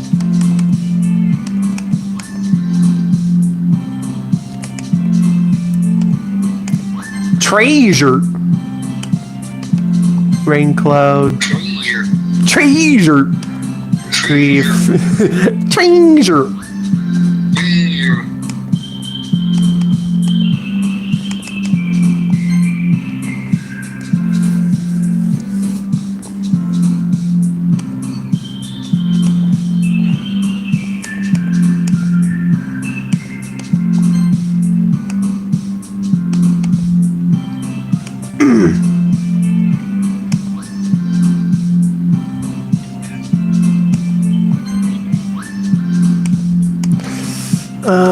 Okay, wait, is this part of the part where you're supposed to write a poem for every single one of them, or is that the good ending? I've completely forgotten. Yep. Stupid. Oh. Alright, good, at least I didn't forget that. Alright. See you later, bootlaces. My bag, oh god, my bag. Come on, who did I get? I don't have the cheat sheet on me, so... Oof. Another day What passed. happened to the cheat sheet? I thought I was done with it because the good ending run's done. Another... Oh, whoops! Guess Another day passes and it's time for the club meeting already. I've gotten a little more comfortable here over the past couple days. Entering the club room, the usual scene greets me. Hi, Joelle. Yo, Sayo. Looks like you're in a good mood today. I'm just not used to you being in the club, that's all. I see. That's a pretty simple thing to get you in a good mood. But I guess it's always the simple things with you anyway. Speaking of which, I'm kinda hungry. You wanna come with me to buy a snack? No thanks. Eh? That's not like you at all. I have my reasons. Why don't we have a look at your purse, Sayori? Why that all of a sudden? No reason, really. I just want to have a look at it. Sayori nervously retrieves her coin purse. She fumbles with the latch and gets it open. Then she turns it upside down and lets all the contents spill onto the desk. Only 2 small coins fall out. I knew it.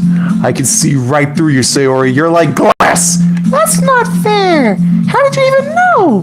It's simple. If you had enough money in the first place, you would have bought a snack before coming into the club room. So either you're not hungry and wanted an excuse to take a walk, or you plan on conveniently forget that you spent all your money so that I would lend you some. But there's one other thing. You're always hungry. And so that only leaves the one option. I give up! Don't make me feel guilty! If you're guilty, that means you deserve to feel guilty, imposter. Yuri suddenly giggles. I'm sorry, the flippity flap flip flop frick, did you just call her? Imposter? Oh my god. Sayori was the imposter. Come on. I didn't notice that she was listening in. Her face is in her book, as always. I wasn't listening or anything. It was just something in my book. Yuri! Don't you want to let me borrow some money? That's... Don't get me involved like that, Sayori. Besides, you should only buy what you can responsibly afford. And frankly, Actually, I have a new insult real quick. Don't mind me just barging in here. I think I have a new insult to just screw with Thomas real quick. Oh boy, what? Since Yuri's face is always in her book, how much you want to bet Thomas wants to be that book? Oh my god. I am going to kill you! And then kill you again! You forgot the dramatic pause! Shut up!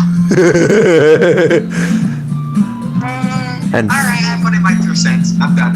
And frankly, after pulling a mischievous little stunt like that, your suffering is fair enough retribution. Did I just... I didn't mean... Basically, she just redeemed the reason we make Thomas suffer. She just redeemed it. I didn't mean that. I got too absorbed in my book. I really like when you speak your mind, Yuri. It doesn't happen much, but it's a fun side of you. That's... There's no way you could think that. You're right, though. I did something bad and I have to accept the revolution. Retribution. That, yeah. Still. Revolutionary. Get out of here, you buck. Get out of here, your TV on wheels. Get out of here, your TV on wheels. Get out of here.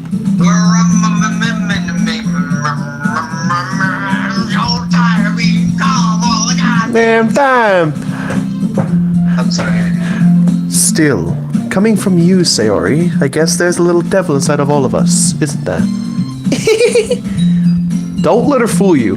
Sayori knows exactly what she's doing. She's sus. After all, she told you guys she was bringing me to the club before she even told me. But you wouldn't have come if you weren't for the cupcakes. So I had to trick Natsuki into making them. Come on, give me more credit than that, Sayori. Out of nowhere, something smacks Sayori in the face and tumbles on... Out of nowhere, something smacks Sayori in the face and tumbles onto the desk. Owie! What was? She just does that dramatically. Huh? A cookie? Sure enough, it's a giant cookie wrapped in plastic. Sayori glances around. Is this a miracle? God, is that you? It's because of better restitution, is it? It's retribution. Actually, that one almost worked.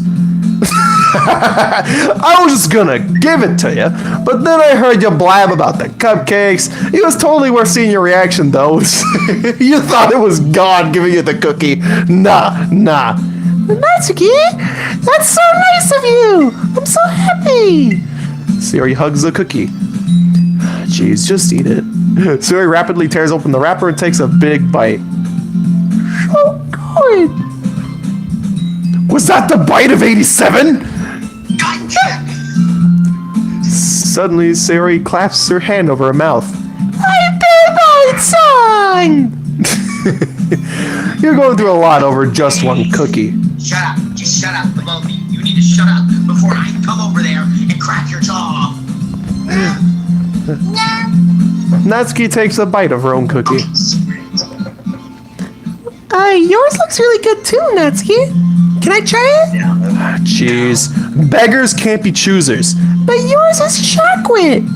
Yeah, what do you think I gave you that one? That was Fine. I'm sorry. Still, I'm really happy that you shared this one with me. Siri gets out of her seat and goes by Natsuki, then wraps her arms around her. I don't get it. Like, I know, like, they're sprites, but it's so weird to see, like, their attempts at hugging. It just looks... I don't Jeez. think I can say that here. I get it. I get it. Cookie still in hand, Natsuki reaches up to nudge Sarah off her face. Yum. Suddenly, Siri leans down and takes a bite out of Natsuki's cookie. Hey! Did you seriously just do that? Mouth full, Siri trots away to safety. Yuri and I laugh as well. Jeez, you're such a kid sometimes. Monica, can you please tell Sayori for the love of... Huh? Natsuki glances around. Busy getting the Chaos Emeralds. You know, in the first club meeting, Natsuki almost went Super Saiyan once, so... Anyway, Monica isn't in the club room. Where's Monica anyway? Yeah, Natsuki almost went Super... She almost went Super Saiyan because someone called her cute. Sayori called her cute.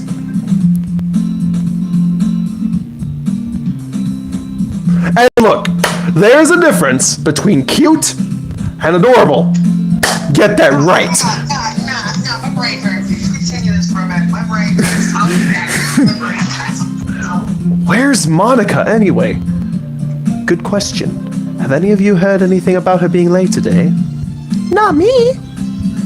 Yeah, I haven't either. That's a bit unusual. I hope she's okay. Of course she's okay. She only had something or someone to do today. She's pretty popular after all. Huh? You don't think she has a... I wouldn't be surprised. She's probably more desirable than all of us combined. That's true. Excuse me? Suddenly the door swings open. Sorry! I'm super sorry! Ah, there you are. I didn't mean to be late. I hope you guys weren't worried or anything. Huh? Monica chose her glove over her boyfriend after all. You're so strong-willed. Boyfriend? What on earth are you talking about? Monica quizzically glances at me. Never mind that.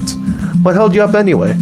Well, my last period today was study hall, and to be honest, I kind of just lost track of time. That makes no sense, though. Why would... You would have heard the bell ring at least. I must not have heard it since I was practicing piano. Piano? I wasn't aware you played music as well, Monica. I don't really. I just started recently. I've always wanted to learn piano. That's so cool. You should play something for us, Monica. That's... Monica looks at me. Maybe once I get a little bit better, I will. Yay! Alright, that's cool. I also look forward to it. Is that so? In that case, I won't let you down, Joelle. Monica smiles sweetly. I didn't mean any pressure or anything like that. Don't worry.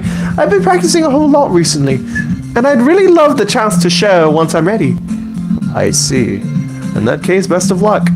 Thanks. So I didn't miss anything, did I? No, not really. I choose to leave out Sayori's mischievous escapade. I'm sure Natsuki will end up complaining to her anyway. It looks like everyone has already settled down. Sayori somehow... The one thing I probably shouldn't have now that I think about it. What? Back for the chocolate chip cookie. Well, hope you're ready for Sayori to grasp on your shoulders and nom! I'm not full of that. Also, I just took a bite out of it. It's mine. Or I hope you're ready for Natsuki to give you a straight up curb stomp on the shin so you fall on your knee and Natsuki just takes it. Why? Anyway.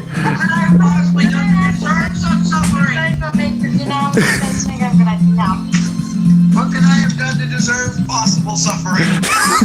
Exist. Anyway, Sayori somehow already finished her entire cookie.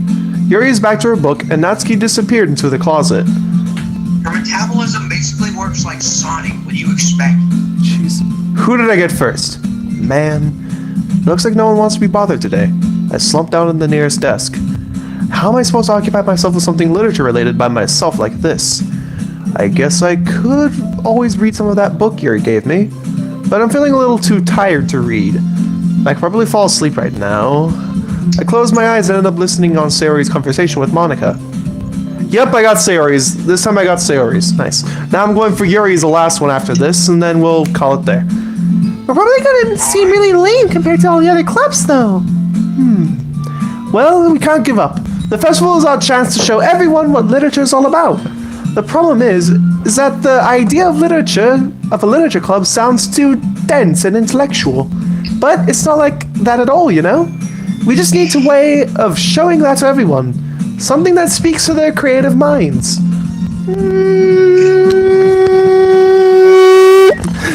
Sayori the microwave. Listen, Monty. I'm gonna be real with you here. People always say it's dense because you've got the living embodiment of denseness, and as Natsuki put it, a denseness is a block of cheese. In her words, not mine. As dense as a block of cheese, man. I'm not gonna say any names. It's not too well. I'm not gonna name any names here. Let's just say you have the living embodiment of denseness in that club. So I'm just saying that could be the reason people call it dense. I'm just saying. I'm keeping it real with you here. Well, y'all are talking to a cardboard cutout, so... Who could you rather picture as a microwave? Natsuki the microwave or Sayori the microwave? Why are we talking about this?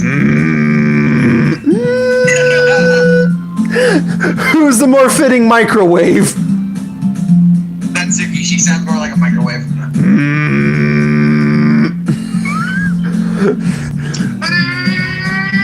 It's only seen in Act 2, though. That's a shame. Anyway. That doesn't solve the problem, though. Huh? What do you mean? Even if we come up with the most fun thing ever, nobody will come in the first place, because if it's a literature event. So it's more important to figure out how to get people to show up in the first place, you know? And after they come, we can do the thing to speak to their creative minds. What's this I hear? Sayori is actually taking this seriously. It's rare to hear her deliberating like this. You know, it kind of reminds me of me and one of my buddies rambling on about a certain thing, while the other two they just listen along, but they don't entirely get it. Obvious nod. I mean, he's right. He's right. Huh. That's a good point. In that case, do you think food will do the trick? What kind? Well, I guess we could... Cupcakes! Good thinking. Natsuki would love to do that. Ah, you're right. Natsuki makes the best cupcakes. That works out perfectly. Okay, put it simply. I'm Sayori. I'm just gonna blast out random suggestions. And Joel's Monica. If he hears a good one, he's gonna go along with it. If he hears like a stupid one, then he's gonna go along with it. Yeah. That wasn't why you think a stupid idea seems so fucking... Excuse me. So freaking smart at the end of the day. That wasn't why you suggested it? Cupcakes bake to make... Spake? Spank! Okay. Cupcakes speak to my creative tummy. That was adorable. Cupcakes it is then. I'm hungry. Anyway, we still need to work out the details of the event itself. See what I mean? Her metabolism works like Sonic.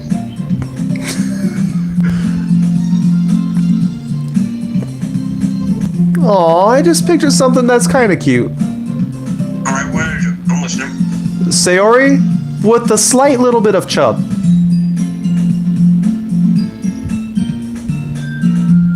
That's adorable. I find myself smiling. In the end, Sayori is still her usual self. But therein lies the unexpected reason I admire her. Unlike me, who has trouble finding any motivation at all, Sayori can put her mind to things and make them come to life. Familiar to 2 out of the 4 people that are speaking at the moment, even though one of which is mute. Sad thing is, he's kind of right. Yeah, Sad thing is, I can have the stupidest idea and somehow make a good idea out of it. same. I suppose that's why I ended up letting her get on my case about things. Hey, DDLC, I just saw something. Yes. Maybe in a future, like, discussion stream, maybe we can discuss our headcanon of sorts. Sounds like we're gonna be here for a while, but alright. I'd be down to do it. How long would a stream be exactly? 4 hours, maybe 5. Yeah, we're gonna be there for a while. Okay, guys, I really want to help. I'm gonna turn on my camera, and if I want things, I'm gonna scream you, okay? Bobo, you do the screaming. What about the screaming? If Neko falls asleep, you do the screaming, okay? 4 to 5 hours. Me, I'm still tired, so I'm staying up until 3 a.m. in the morning. So my boss Okay, is you just feel like I can't even sleep at night anymore. well, just someone wake me up. That's the thing. Someone wakes me up if I fall asleep. Oh, I mean, I could just blast something 8-man related that can wake you up. I'm gonna make an announcement. Nah. In Joel's stream, I probably can't because, it's got a lot of foul language in it. Ah, yes, real-time fan dubs, Eggman. This shit, I can just blast. And you, shut up. You, take off my pants. You wanna see? You, shush. You, take off my pants. Y'all wanna see some weird stuff? Much of the Sonic dub. I've watched way too much of the Sonic dub. Let's just move on. Yes, you did. You are Let's move on before this gets way too off topic. I suppose that's why I end up letting her get on my case about things. I can't help but wonder what it would be like to see the world through her eyes. Ah! Oh god! I opened my eyes to find Sayori's face filling my vision. I nearly fall out of my chair. Ah! Jeez! Whoa! Sorry. Wait. Actually, I'm not sorry at all. It's your fault for sleeping like that. This isn't a napping club. Wait, does our school have a napping club? You're staying up late again, aren't you? Now that you're in a club, you're gonna have less time for anime, you know? That's possible. That's a possibility that I stayed up. That's possible. Now that you're in a club, you're gonna have less time for YouTube stuff, you know? You'll need to get used to it. Don't say that out loud. I glance over my shoulder to see if Monica overheard. Let alone if Natsuki heard. It's true, though. Yeah, I know. You're always looking out for me, Sayori. It's what I do best. And that's a problem at times. Anyways, what about you? You look out for me better than you look out for yourself. You're still oversleeping every day, aren't you? Huh? Not every day. That's not very... Eggman is a microwave.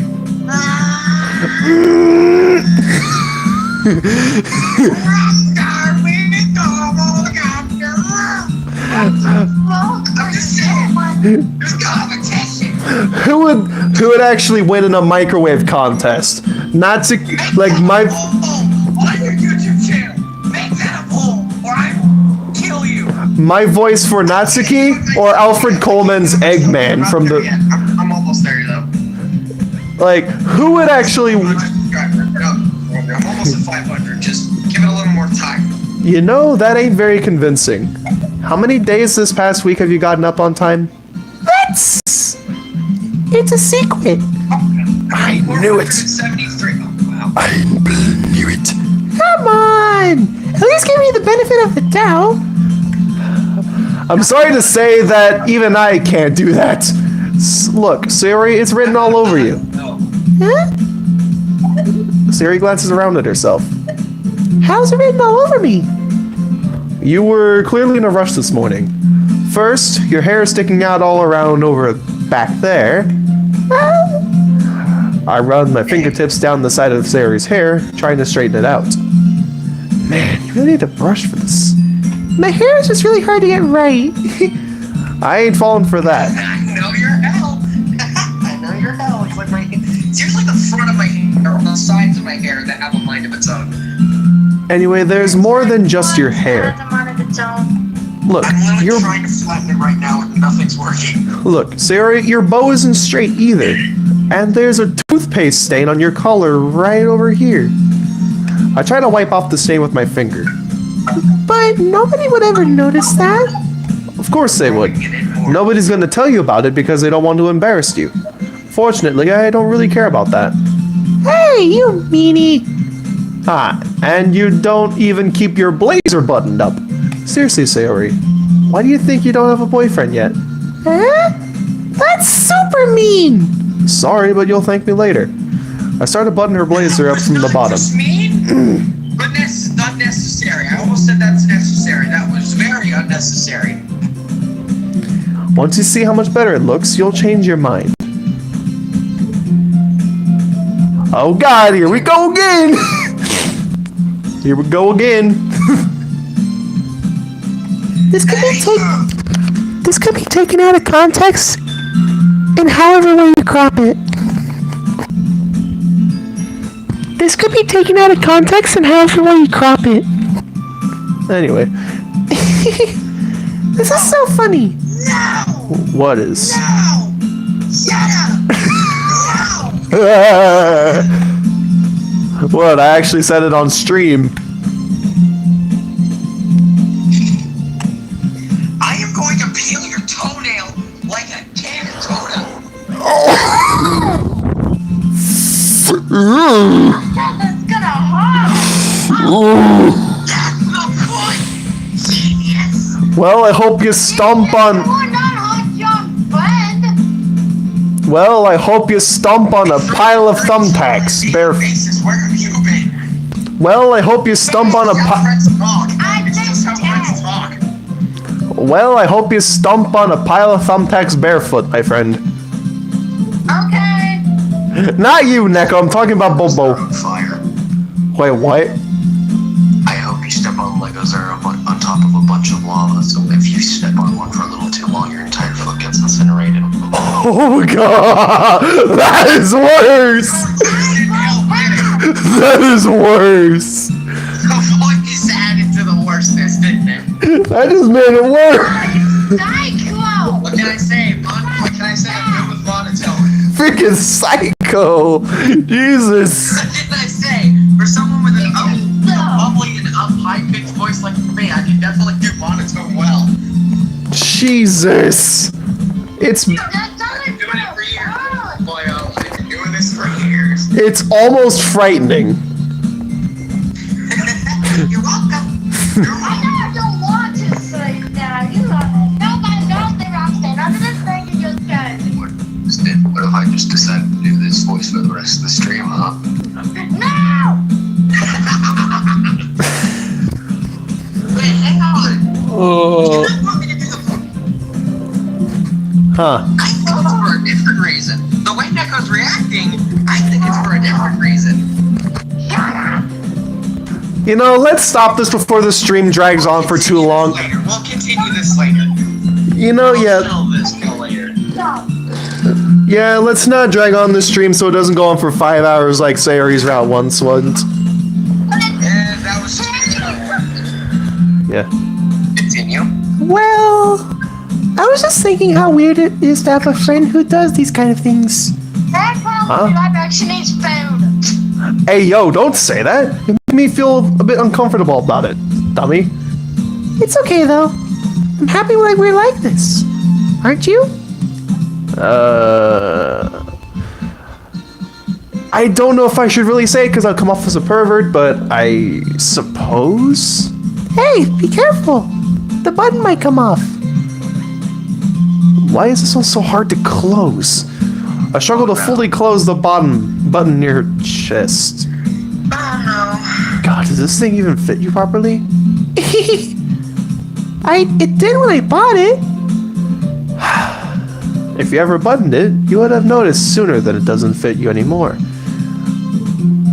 Hey, what are you smiling about? It means my chest got bigger again. Oh my god. Oh. Say that so calmly. You know, actually, I'm gonna shut up. I just sounded like a... Hey, yo, Sayori, chill. Don't say that loud. Anyway. She's evil. She's evil. Anyway, you look a little bit better now, so, why does it feel strange to see Sayori's blazer buttoned up like that? But it's so stuffy. Fully see it. Can't even fully see it. But it's so... Someone's hands are in the way. But it's so stuffy. It's not worth it at all. Sayori hastily unbuttons her blazer once more.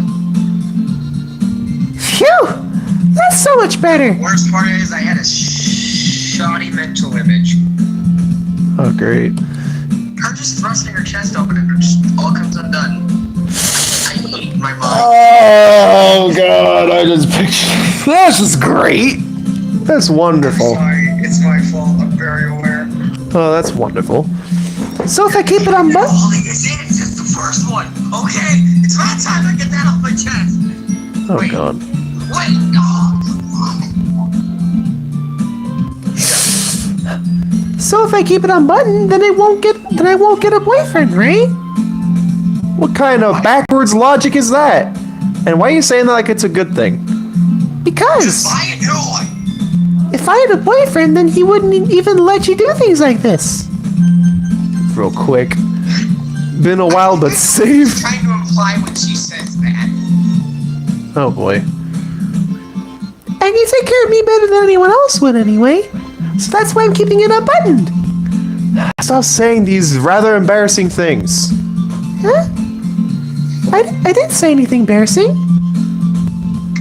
You just can't handle the truth. You Jeez. can't hide from the truth. Shut it, Percy. What are you even doing here? The truth. Percy, what are you even doing here? I live here.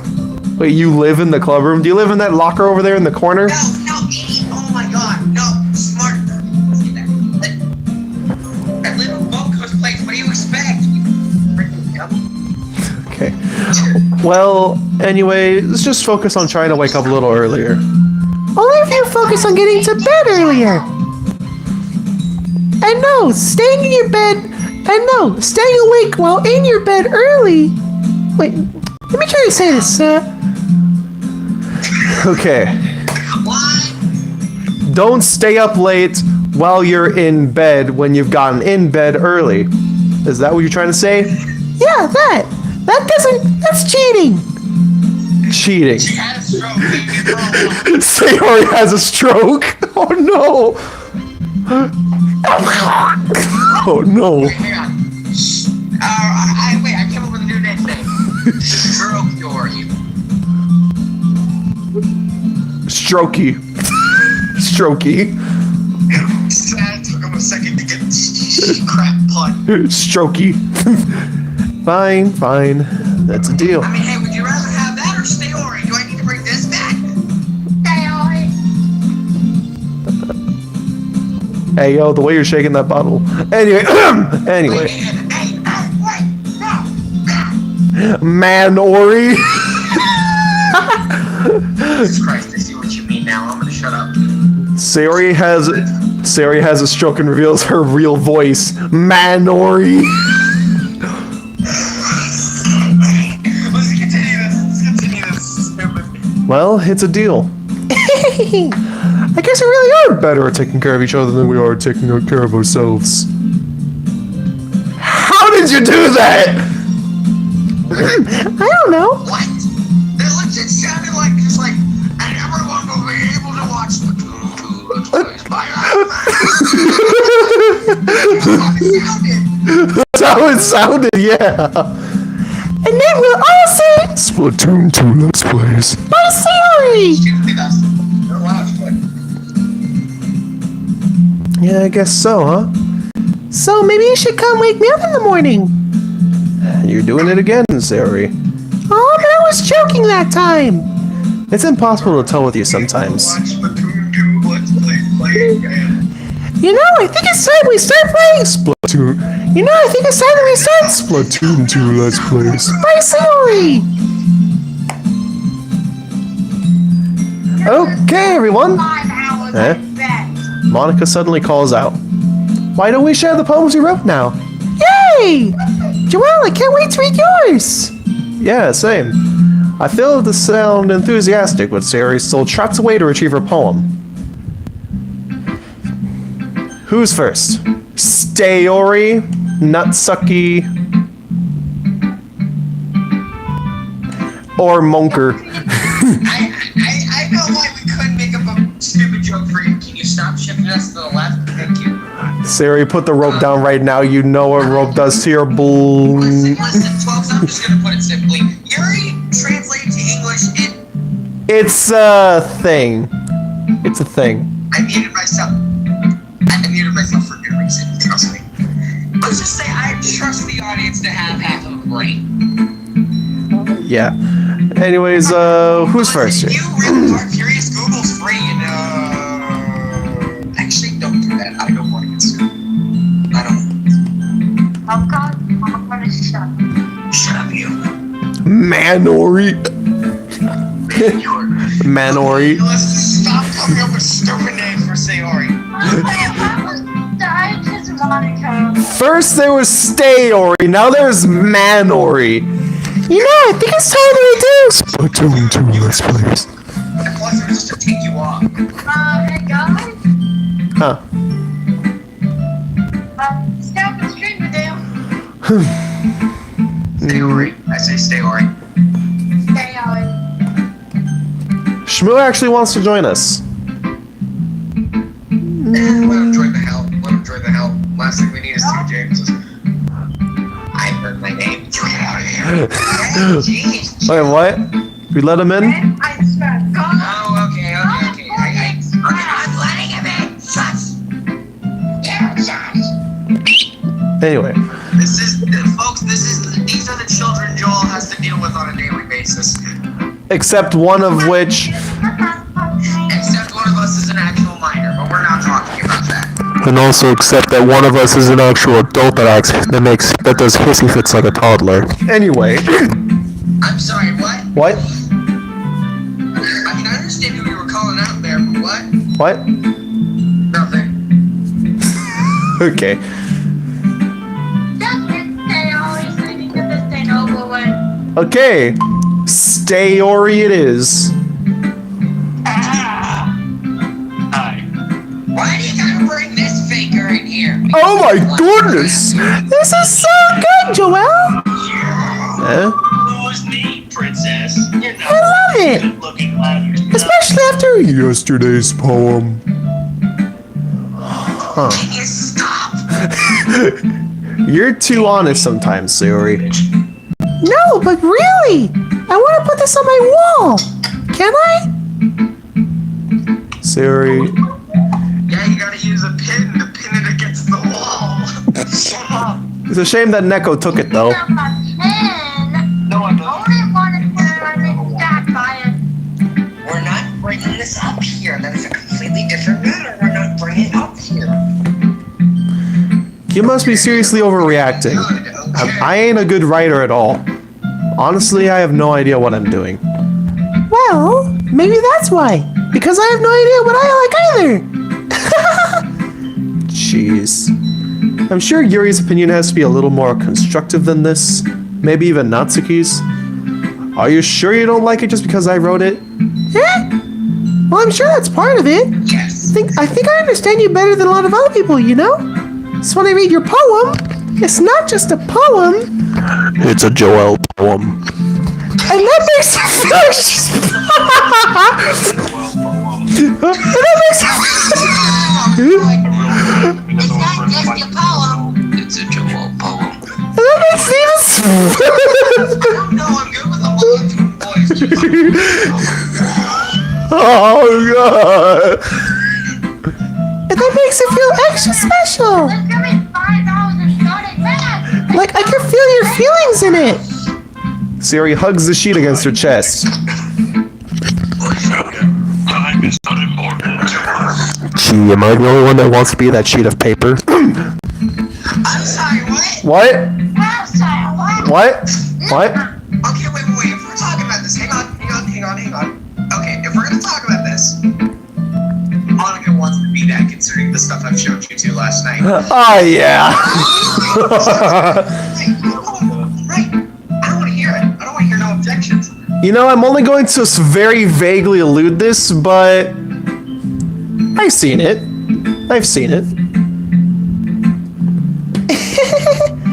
Well, I'm not very good at figuring out if poems are good or bad, but that's why I go by my heart.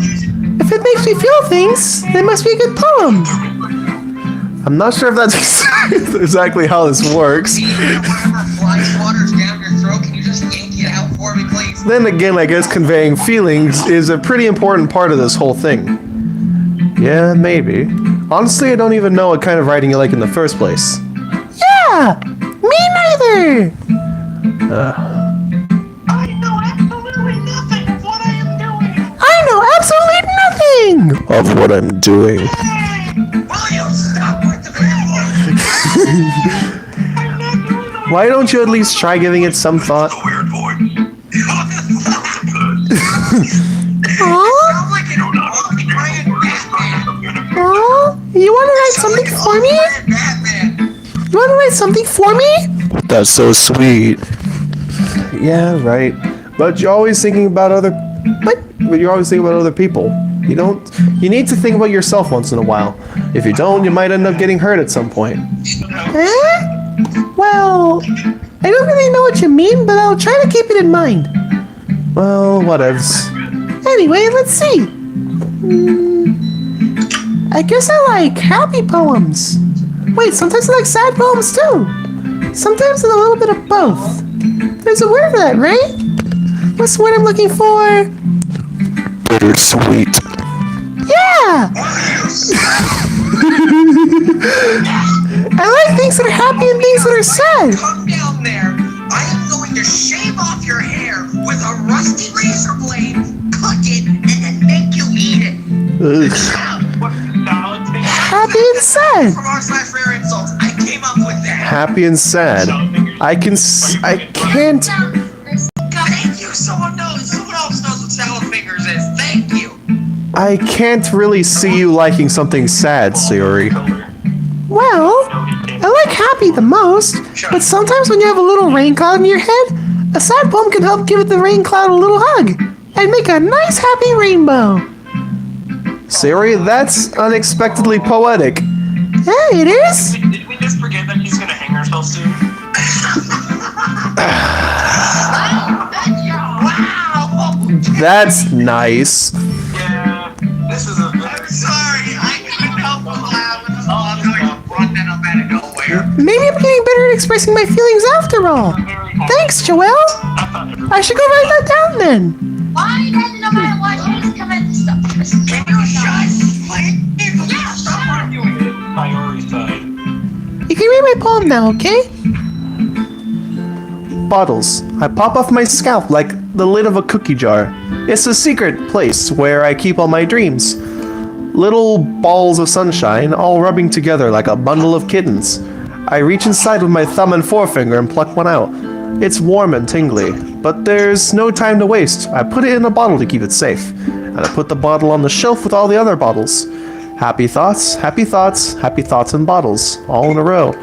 My collection makes me lots of friends. Each bottle a starlight to make amends. Sometimes my friend feels a certain way. Down comes a bottle to save the day. Night after night, more dreams. Friend after friend, more bottles. Deeper and deeper my fingers go. Like exploring a dark cave, discovering the secrets hiding in the nooks and crannies. Digging and digging, scraping and scraping. I blow dust off my bottle caps.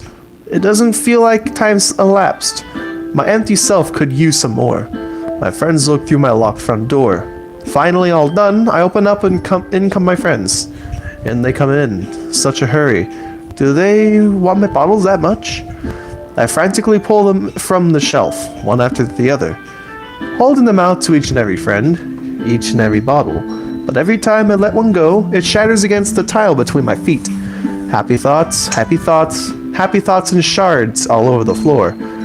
They were supposed to be for my friends who aren't smiling. They're all shouting, pleading, something. But all I hear is echo, echo, echo, echo inside my head. Holy cow. In my brutal dreams, I solemnly can't have it because no one shall have the Krusty Krab secret formula.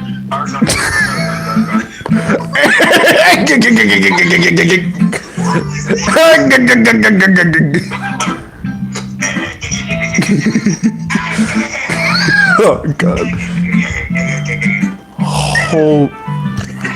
Holy Portia. Sayori, did you really write this? Of course I did!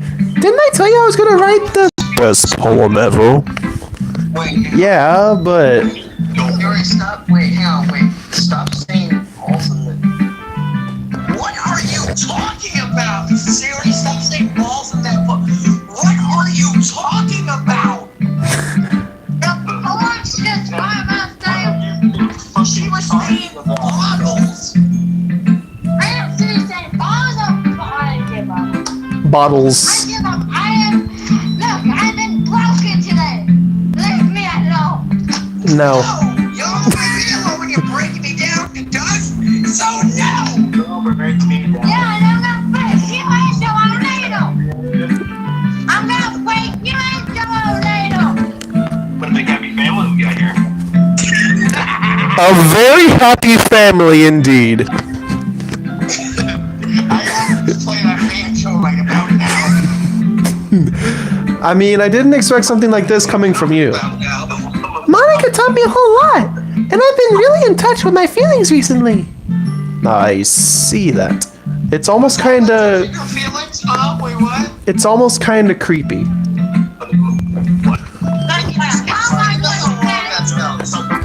Creepy? Touching someone's feelings. Well, not exactly. If she's sad, you can poke her eye. Maybe because I'm so used to you being cheerful. Well, never mind.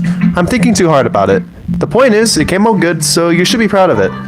Aw, thanks. I feel like I was meant to express myself this way.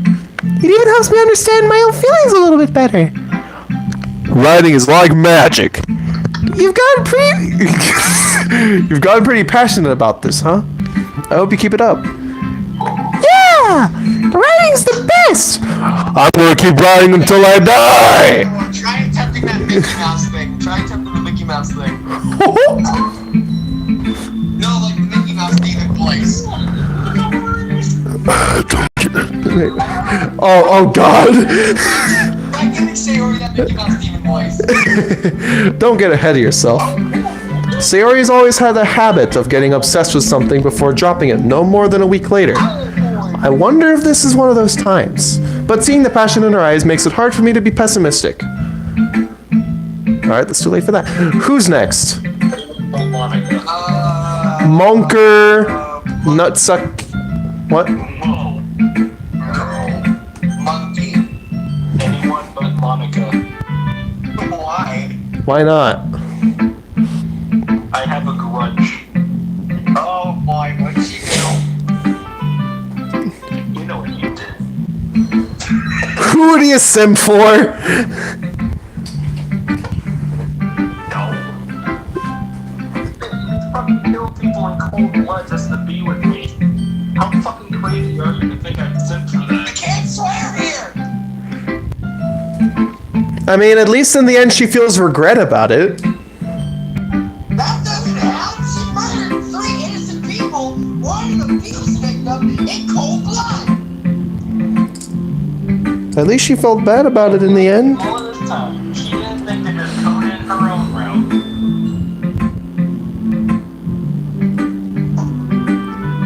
Wow, that's actually kind of amazing, really. That was just right there. And in the world, and in the world, words. She's an idiot. Put it simply, she's an idiot. Just to put it simply, she's an idiot. Anyway, She's a boomer. She's a boomer. let's go do this or go do that. Okay, boomer.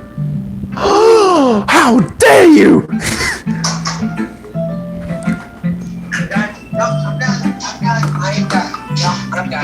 When she hits you with an okay boomer, so you hit her with a baseball bat. Cha-cha, real smooth! My hellhounds. Where's this faker? Seriously, where'd you find this faker? I don't know.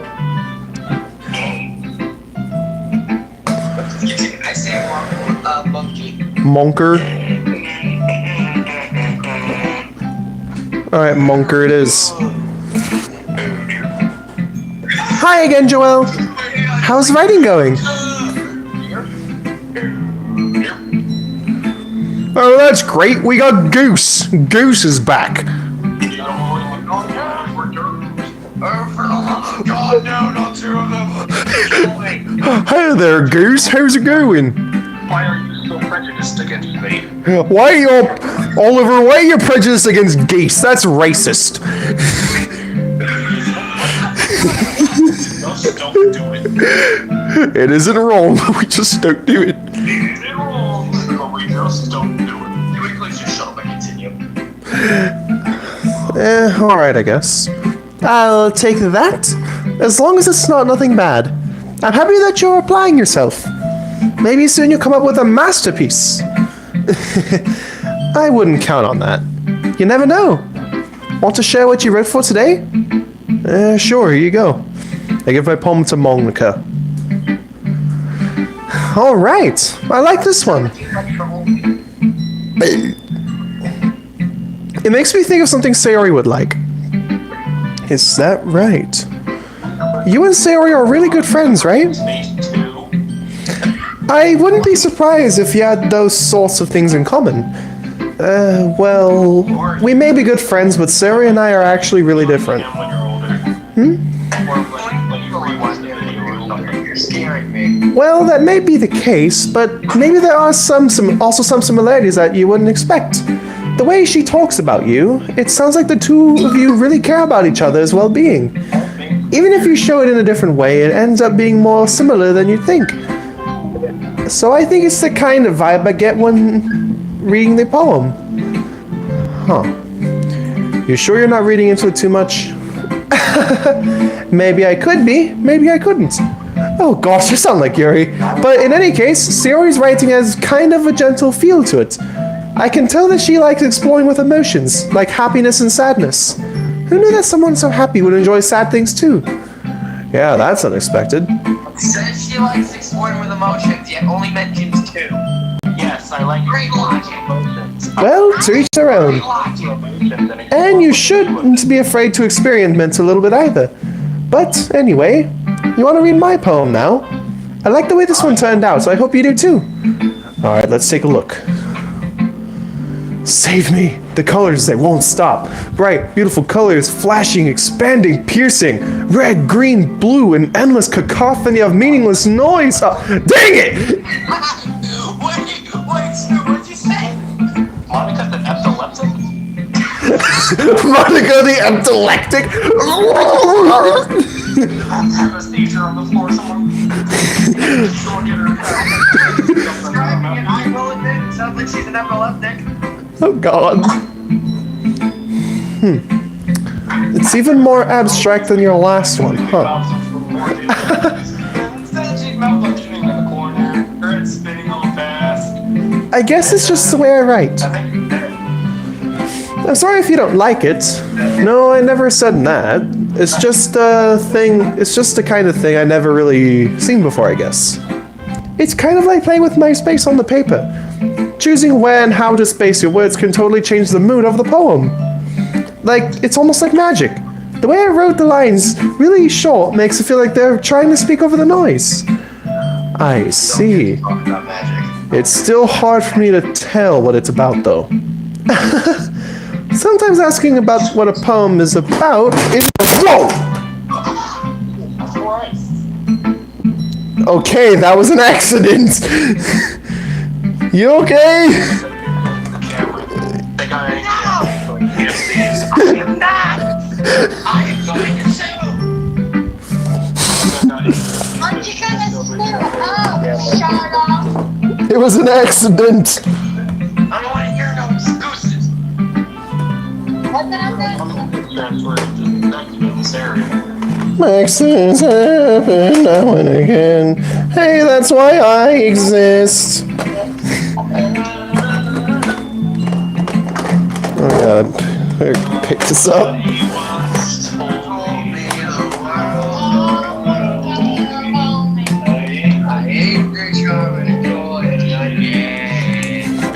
She was looking kinda dumb. We should stop singing this song before we possibly get copyright striked.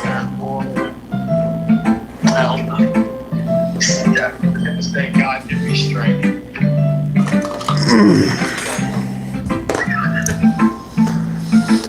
Well, that happened.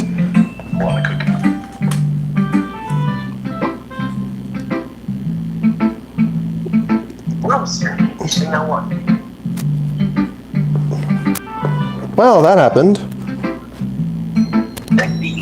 Move along, please. Move along. Any more of an epileptic? Sometimes asking what a poem is about isn't the right question.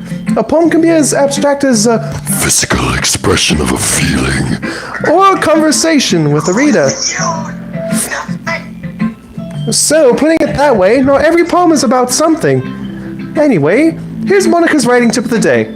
Sometimes you'll find yourself facing a difficult decision. When that happens, don't forget to save your game. You'll never know when you might change your mind, or when something unexpected may happen. wait, is that tip even about writing? What am I even talking about? Sometimes you can just be epileptic and just call it a day. Did it just like your ball net? That's my advice for today. Thanks for listening. Goodbye. I'm confused if we're still talking about Eeny, meeny, miny, mo. The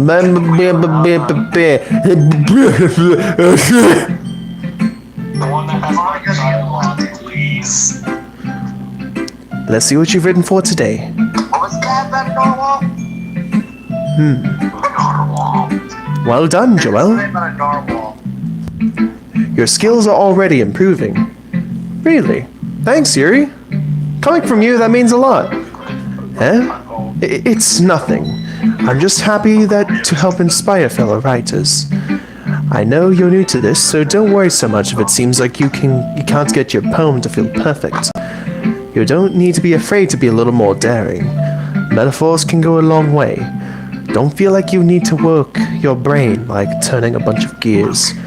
Try letting your mind wander through your feelings. Use the voice. And write down the things you see and hear. The force blank. That's one way to truly enable your reader to see into your mind. The end result. Whoops. It's a very intimate Use exercise. the force slit. Wait, the slit is over. I see. Yeah, wrong franchise. I see. That's a certainly interesting technique. Thanks for sharing. I have, well, an example of that if you'd like to read it. Of course. Is this the poem you wrote for today? Yelling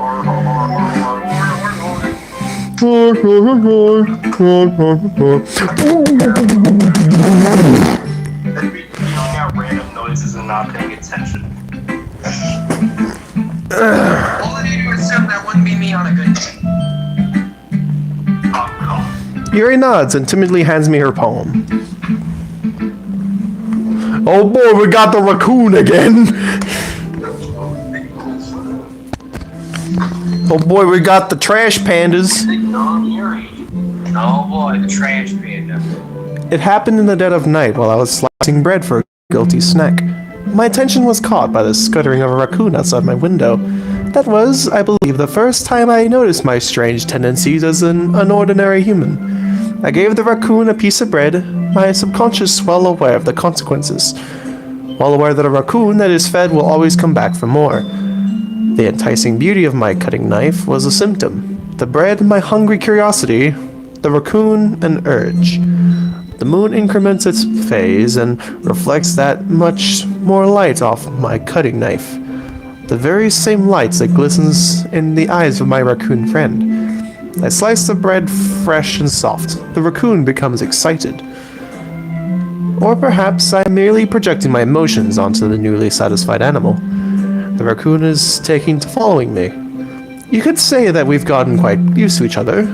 The raccoon becomes hungry and more frequently, so that my bread is always handy. Every time I brandish my cutting knife, the raccoon shows me its excitement. A rush of blood. Classic Parlorian conditioning. I slice the bread and I feed myself again. Yuri, have you thought of getting the raccoon? Have you thought of keeping the raccoon as a pet? Or just, here's another option. I like I mean, I have another option. words that dig through my brash. I mean, I have another option. Why can't you just call pest control? Nah, it's more. Nah, it'd be easier for her to. Wow, Percy, that was unnecessary. Why? It's true. You can just call it fucking kill it yourself. Okay, you've talked long enough. Well, I mean, she does have that enough room to talk. She does have. You've all that enough room to talk. You know, it would make more sense for Yuri to keep it as a pet. Shut up. You know, Oh, shut up. I'm the one with the talking stick. Shut up!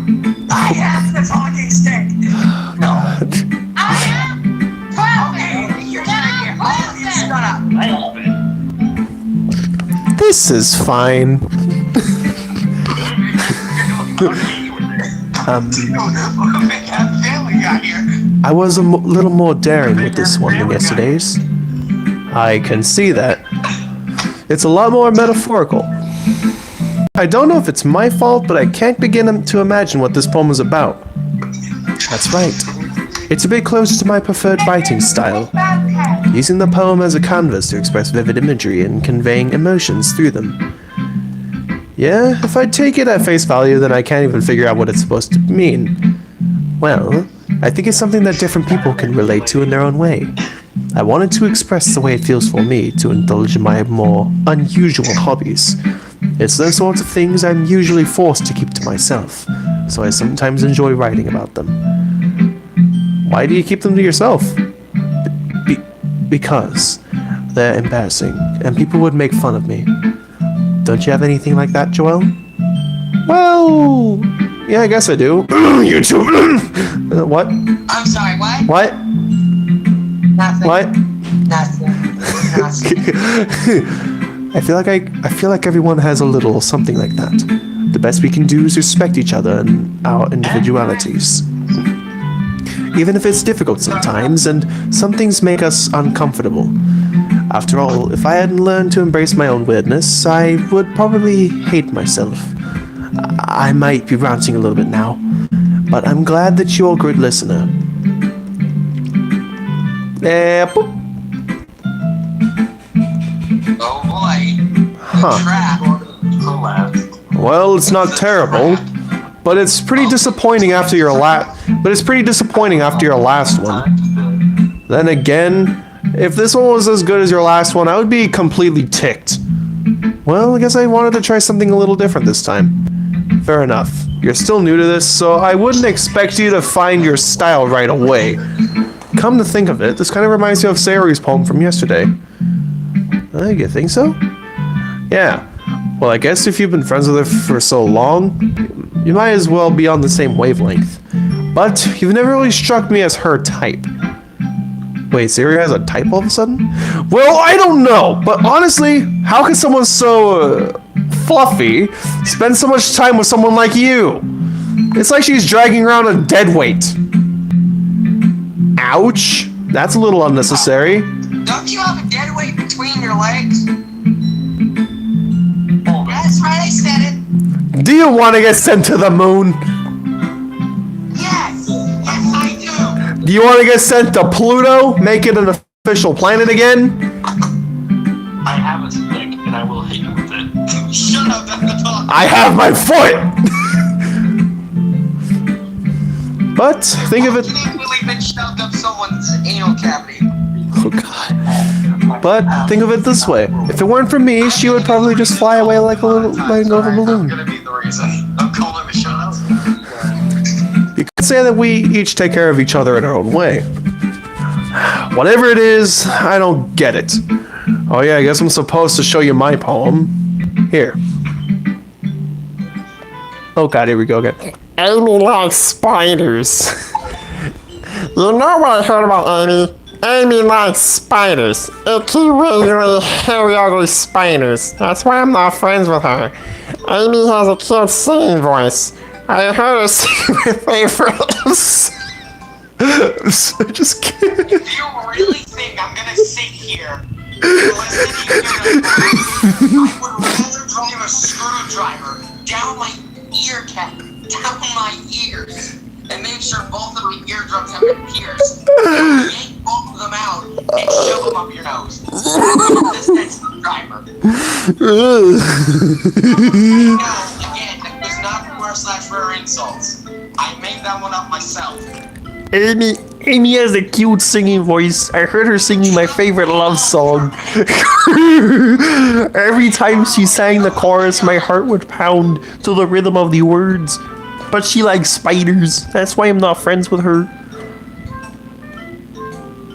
Should I reposition the camera? Are you sure you don't like Amy because she just has an obsession with a certain hedgehog? No, it's because she likes spiders.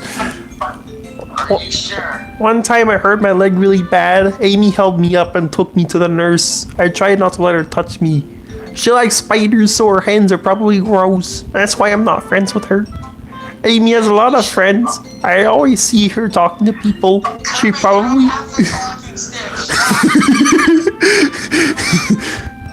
I always see her talking to people. She probably talks about spobers. Spobers? Spobers! Spobers! Spobers! Can we get spobers in the chat? Spober! Spober! Let's just continue. Yes, spobers! Okay. She probably talks about spiders. What if her friends start to like spiders too? That's why I'm not friends with her. It doesn't matter if she has other hobbies. It doesn't matter if she keeps it private. It doesn't matter if it doesn't hurt anyone. It's gross, she's gross. The world's better off without spider lovers. And I'm gonna tell everyone. Wait. I know what to do for Natsuki's next one. Not bad, right? It's quite a bit longer than yesterday's. Yesterday's was way too short. I was just warming up. I hope you didn't think that was the best I could do. No, of course not. Wait, huh?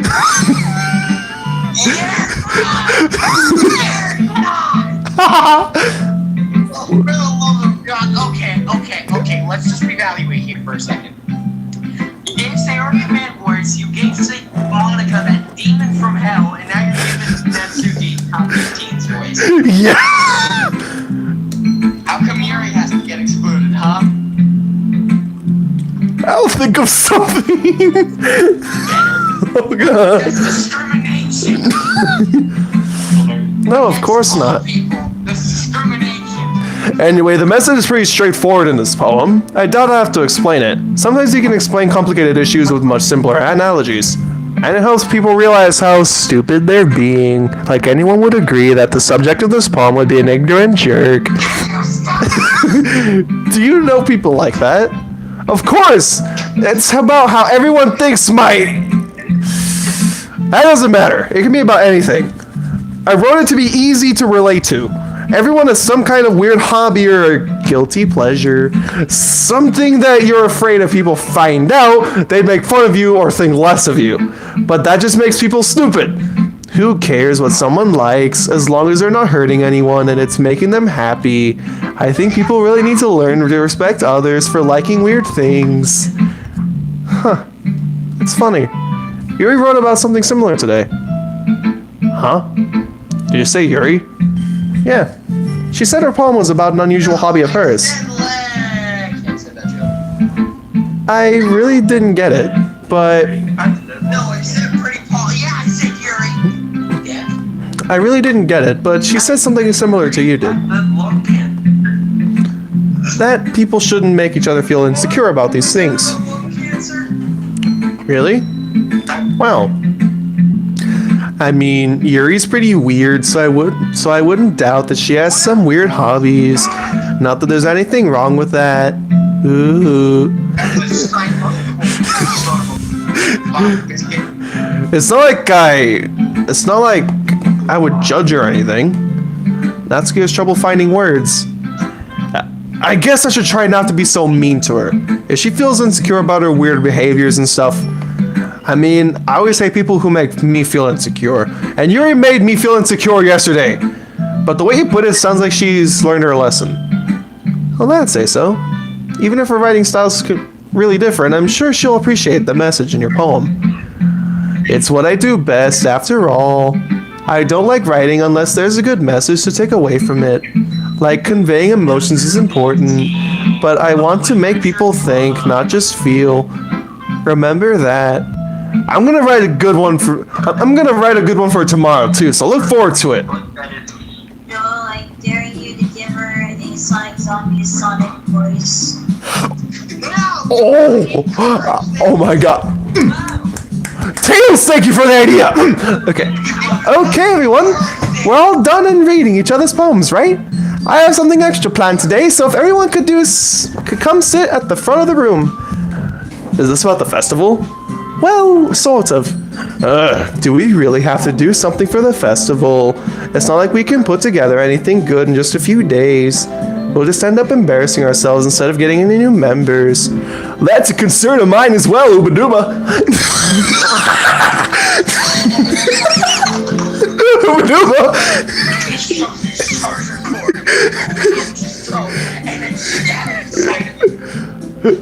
Be nice to my friend, thank you. I don't really do well with last-minute preparations. My friend. Don't worry so much. We're going to keep it simple, okay? We won't need much more than a few decorations. Sayori has been working on posters, and I've designed some pamphlets we can give out during the event. Okay, that's great and all, but that doesn't tell us what we're actually going to be doing for the event. I thought Sayori's idea was dressing up his buddies. Wait a minute!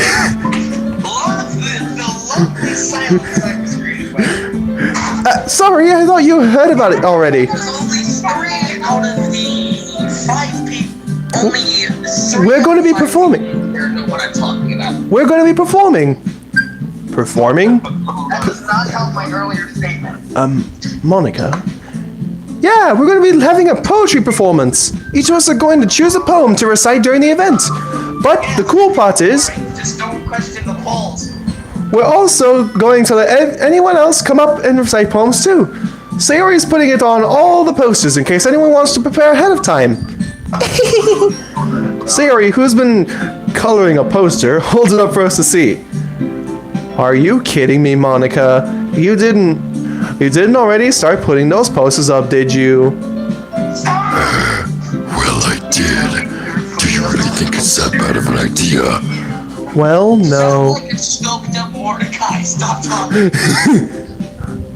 It's not a bad idea, but I didn't sign up for this, you know? There's no way I'm going to be performing in front of a group of people like that! I agree with Natsuki, Hooba-Dooba. I could never in my life do something like that. Imagining it, Yuri shakes her head in fear. Guys? No, Sayori. I understand where they're coming from. Remember that Natsuki and Yuri have never shared their poems with anyone until just a couple days ago. It's a lot to ask for them to recite their poems out loud to a whole room full of people, so I guess I kind of overlooked that. So, I'm sorry. But I still think we should give it our best. We're the only ones responsible for the fate of this club. If we start the event and each put on a good performance, then it will inspire others to do the same. And the more people who perform, the better we'll be able to show everyone what literature is all about. Yeah. It's about expressing your feelings, Being intimate with yourself. finding new horizons, and having fun. That's right.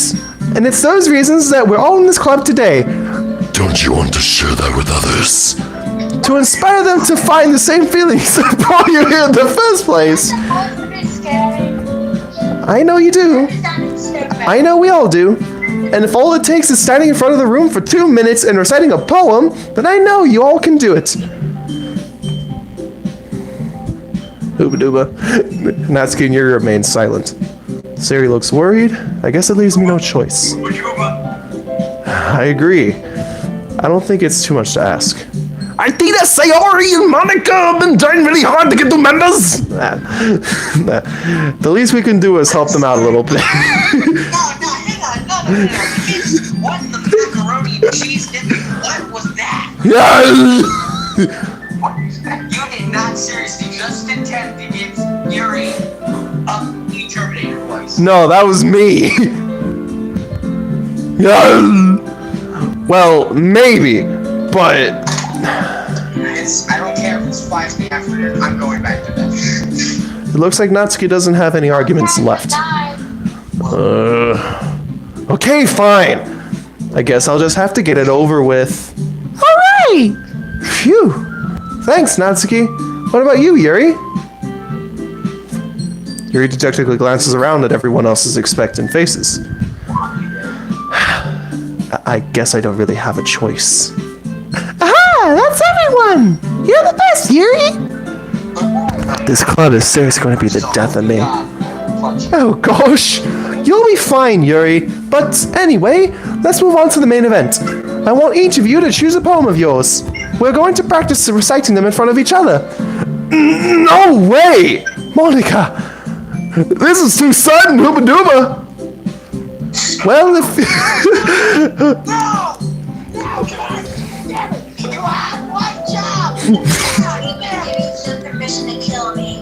I am going to throw a chair into your face. I want to stab you instead of pen and go down. Mind you, the zombie's sonic voice for Yuri, that was Tails' idea. Hell is going on my head last. Well, if you can't recite your own poem in front of the club, how do you expect to do it in front of strangers? Oh no. Don't worry. I'll start off to help everyone feel a little more comfortable. Can I go next? Of course. Now, let's see. Monica flips her notebook on the specific poem she has in mind for herself. She then stands behind the podium. The title of this poem is The Way They Fly. Monica begins reciting her poem. Her clear, confident voice fills the room. More than that, her inflection is pristine. She knows exactly how to apply emotion behind each line she recites, bringing her words to life. Is this something she's done before, or is she simply a natural? I glance around me. Everyone has their eyes on Monica. Sayori looks amazed. Yuri has an intense expression on her face that I don't understand. Finally, Monica finishes the recitation. We are credit with the voices. The four of us applaud. Monica takes a breath and smiles. That was so good, Monica! Thank you very much. I was just hoping to set a good example. Are you ready to go next, Sayori? I'll go next, Hooba Dooba! What? Yuri's found up all of a sudden! Yuri clutches a sheet of paper between her hands and stands up. You have me on my knees here. Thanking you. Keeping her head down, she walks quickly over to the podium. This poem is called... Yuri anxiously glances at each of us. You can do it, Yuri. It's called After Image of a... After Image... None of you have the talking stage. Shut up. Who's the host of this meet? Who's the host of this meet?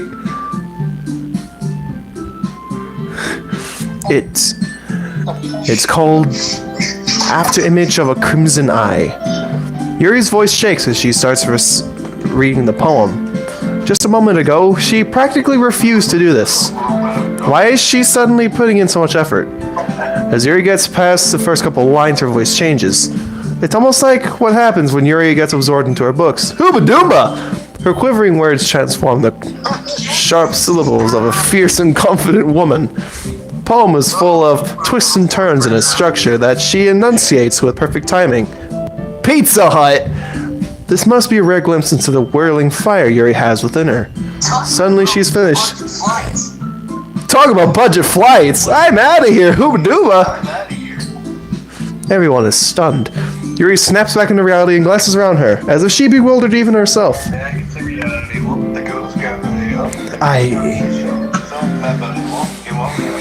It's up to me to save the situation. I'm the first one to start applauding. Everyone joins me afterward, and we all give Yuri the recognition she deserves. It's not that we didn't want to applaud for her, but we were caught so off guard that we must have forgotten.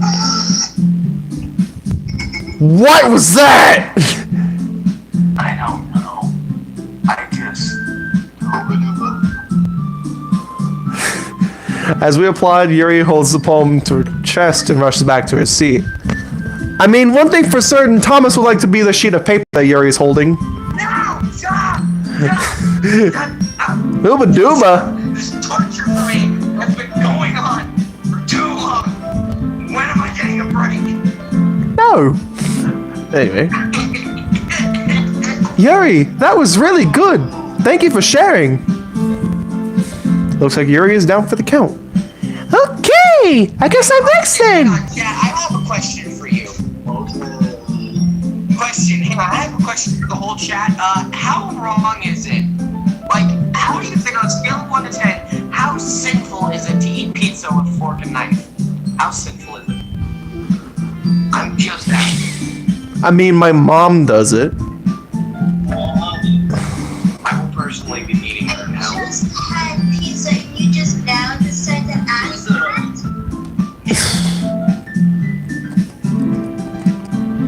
I'm just saying it's sinful. I'm just saying it's sinful. Sayori hops out of her chair and cheerfully walks to the podium. This one is called My Meadow. Sorry, I giggled. Sayo. It's a lot harder than I thought. How did you guys do it so easily? God, stop talking. Try not to think of it like you're reciting to other people. Imagine you're reciting it to yourself, like in front of a mirror or in your own head. It's your poem, so it'll come out the best that way. I see. Okay then. Sayori begins her poem. Somehow it feels like her soft voice was made as a perfect match. The poem fits aimlessly cheery. The poem isn't aimlessly cheery like Sayori is. It's serene and bittersweet. If I were to read this on paper, I probably wouldn't think much of it. But hearing it come from Sayori's voice almost gives it a whole new meaning. Maybe that's what Sayori meant when she said she likes my poems. It's like I got to reach more deeply into someone I thought I knew through and through.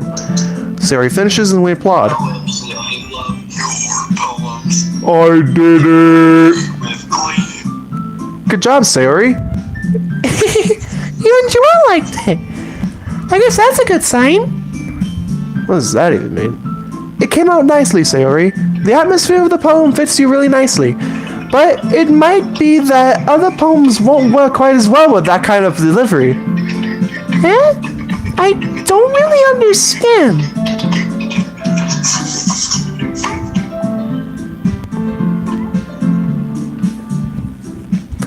In other words, I've seen poems of yours with that sort of gentle delivery wouldn't work out as well. They might send a little more force behind them. They might need a little more force behind them, depending on what you're reading. Oh, I know what you mean. That's, well, I've been practicing that kind of thing. It's just embarrassing to do in front of everyone.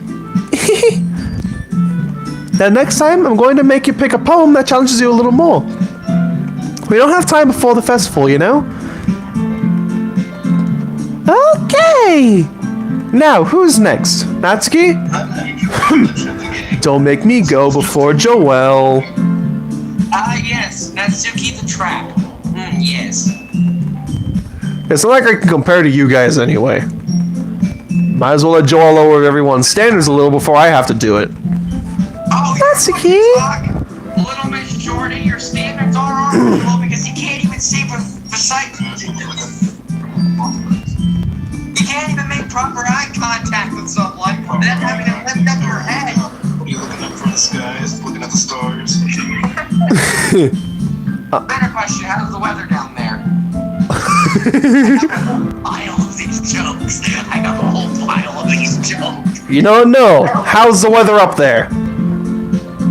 I am going to break your spine in half. I'm going to break your spine in half. Not before I make Pluto an official planet again with you. Try me, little missy. Alright. Well, I can't swear here. I forgot about that. It's fine, it's fine. I might as well get it over with. But it's not like I have much of a selection of what to read. I'll just have to go with what I wrote for today. I stand up and step in front of the podium. I guess I can just hurt Percy. Ah yes, here we go again. Tallest to shortest, most chests to least chests. You know, that is very much appreciated and it's very much welcome. I appreciate that. That's very welcome. Everyone has their eyes on me, making me feel terribly awkward. I recite my poem. Since I'm not exactly confident in my own writing, it's hard to put energy into it. Despite that, once I finish, I receive applause anyway. Sorry, I'm not really as good as everyone else. Don't worry about it so much. I think it's less about your abilities and more about your lack of confidence in your writing. That's something that'll improve over time, though. Yeah, maybe. Alright then. That just leaves you, Natsuki. Yeah, I'm going. Natsuki begrudgingly gets out of her seat and makes her way to the podium. This poem is called... It's called... Why are you all looking at me? Because you're presenting. That name still sucks. Anyway, the poem is called Jump. Hanging out on the Empire State Building.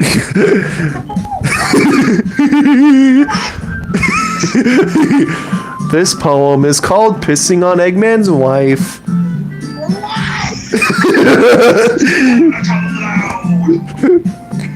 What? You are not allowed to wreck my wife!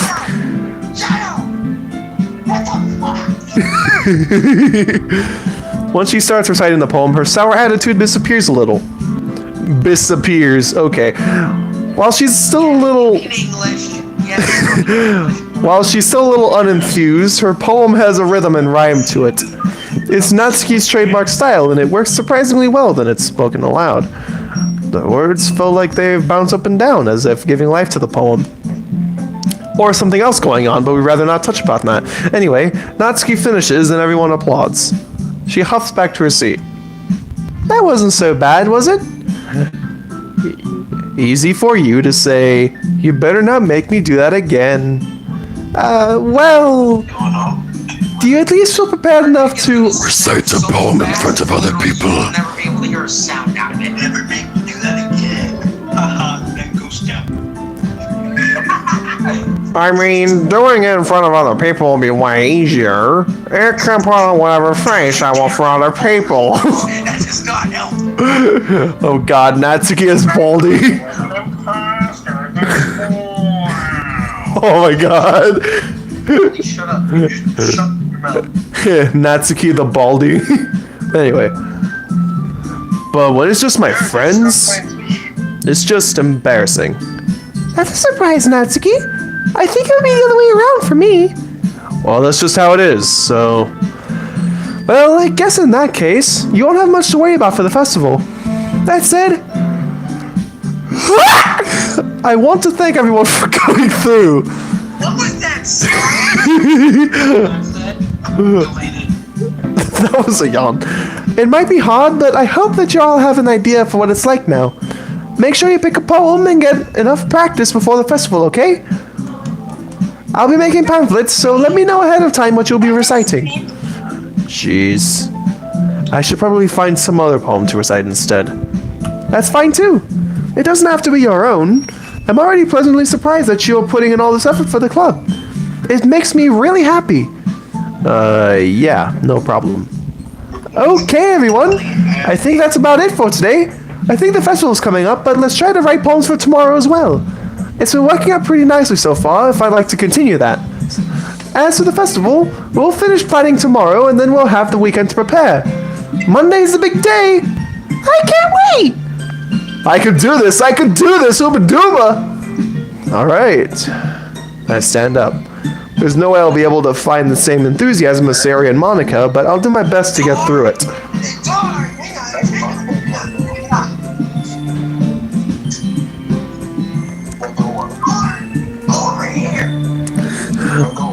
If it's for the sake of the club and impressing Monica, then I'll have to do my best. Ready to go, Sari? Yep. Look at you two always going home together like that. It's kind of adorable, isn't it? Jeez, guys. Don't make such a big deal out of it. It must be a little nice, though. Well,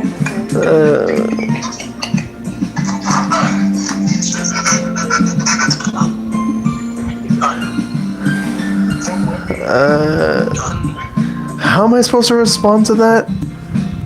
It's okay, Joel. You don't have to say it. Whatever, let's just go already. I walk home with Sari once more. Even though it's only been a few days, a lot of things have already changed. But today, Sari's being a little quieter than usual on the way home. Hey, Sari. Oh no, she has that face again. Oh no!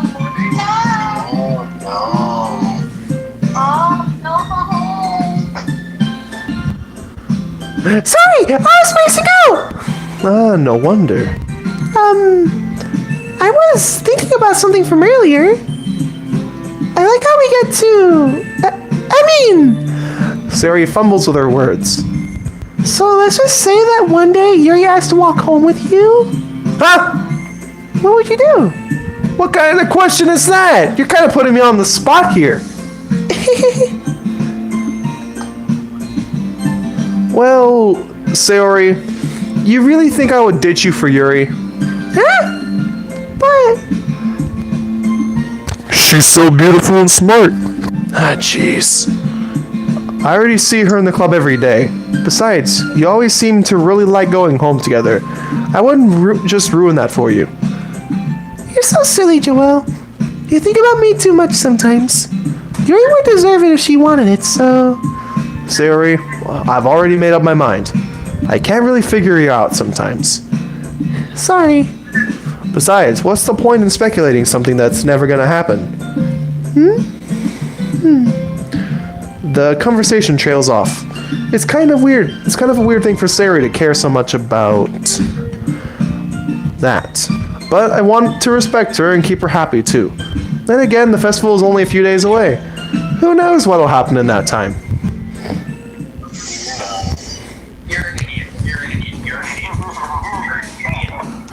Alright, now we got Yuri.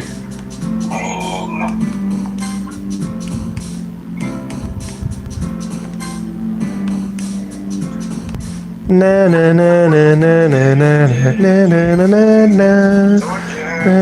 na na na na na.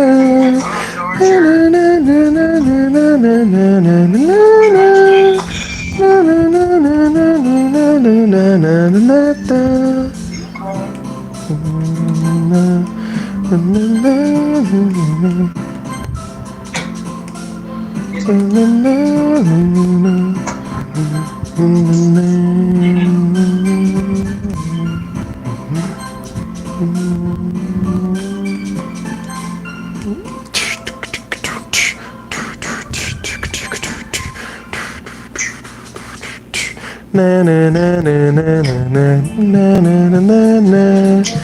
Na na na na na na na na na na. All right. Alright, I got all three. I don't know why Drew just said Mermaid Man and Barnacle Boy. I say random noises. I thought I told you this. Oh man, I'm the last one here again. I chose not to listen. I just choose not to listen to some things sometimes. Don't worry, I just walked in too. Were you practicing piano again? Yeah. You must have had a lot of determination. Starting this club and now picking up piano. Well, maybe not determination, but I guess passion. She's a workaholic. What do you expect? Much like my sister. Wait, what? Nothing. Remember that the club wouldn't be here if it wasn't for all of you. And I'm super happy that you're all willing to help out for the festival too. I can't wait for the festival. It's gonna be great. Huh? Weren't you complaining about it yesterday, Natsuki? Well, yeah. I'm not talking about our part of the festival, but it's a whole day of school where we just get to play and eat all kinds of delicious food. You sound a bit like Sayori all of a sudden. Monica! She has a good reason to sound like Sayori. We just can't bring up Sound like Sayori all of a sudden. Monica, do they usually have fried squid? Squid? That's a pretty specific thing to look forward to. Oh, come on! Are you saying you don't like squid? You of all people? Eh? I didn't say I don't like it. Besides, what do you mean by You of all people. because it's right in your name, Monica. Eh? That is not how you say my name at all. Also, the joke makes no sense in translation. What? Never mind. Let's just focus on our own event for now, okay? Fine, fine. Your reactions aren't as fun as Yuri's or Sayori's anyway. Excuse me? Where's Sayori anyway? Oh, there you are. Sayori's sitting at a desk in the corner of the room, looking down at nothing. I walk over to her. Hey, Sayori? I wave my hand in front of her face. You're spacing out again. Oh! Sorry, don't mind me. You can go talk to everyone else. Huh? Is everything alright? Of course. Why wouldn't it be? It just feels like you're a little off.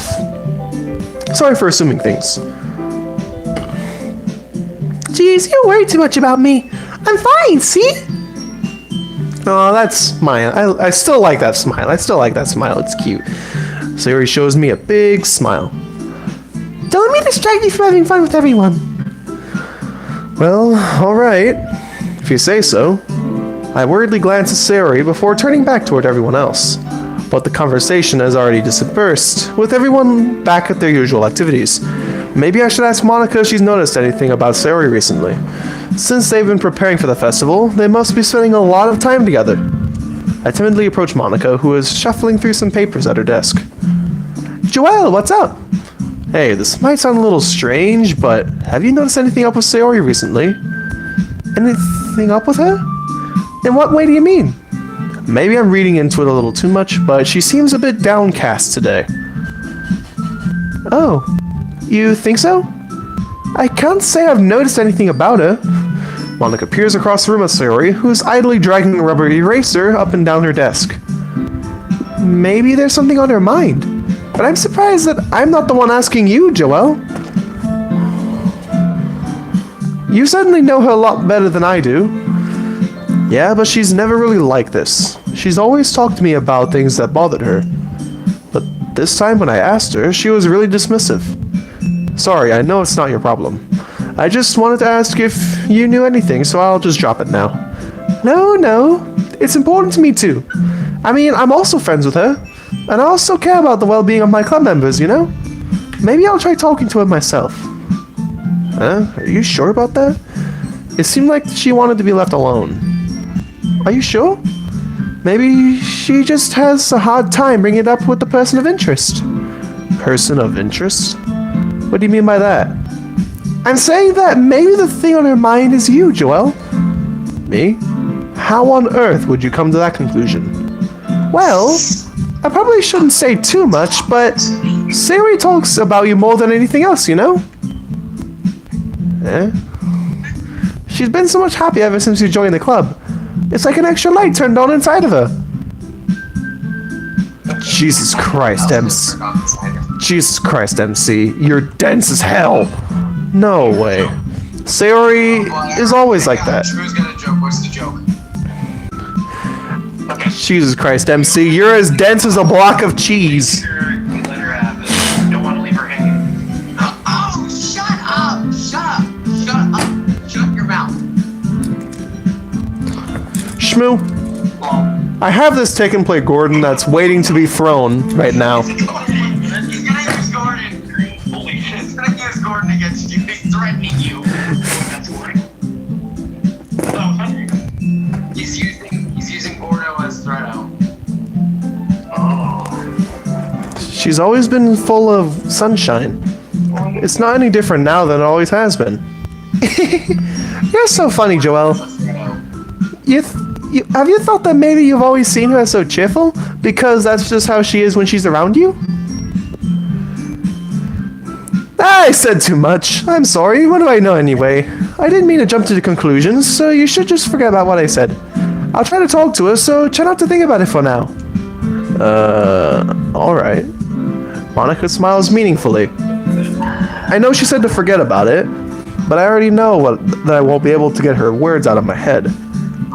Monica stands up from her desk and walks across the room to where Sayori is sitting. I watch her kneel down next to Sayori and gently talk to her, but she's keeping her voice so quiet that I can't hear her from here.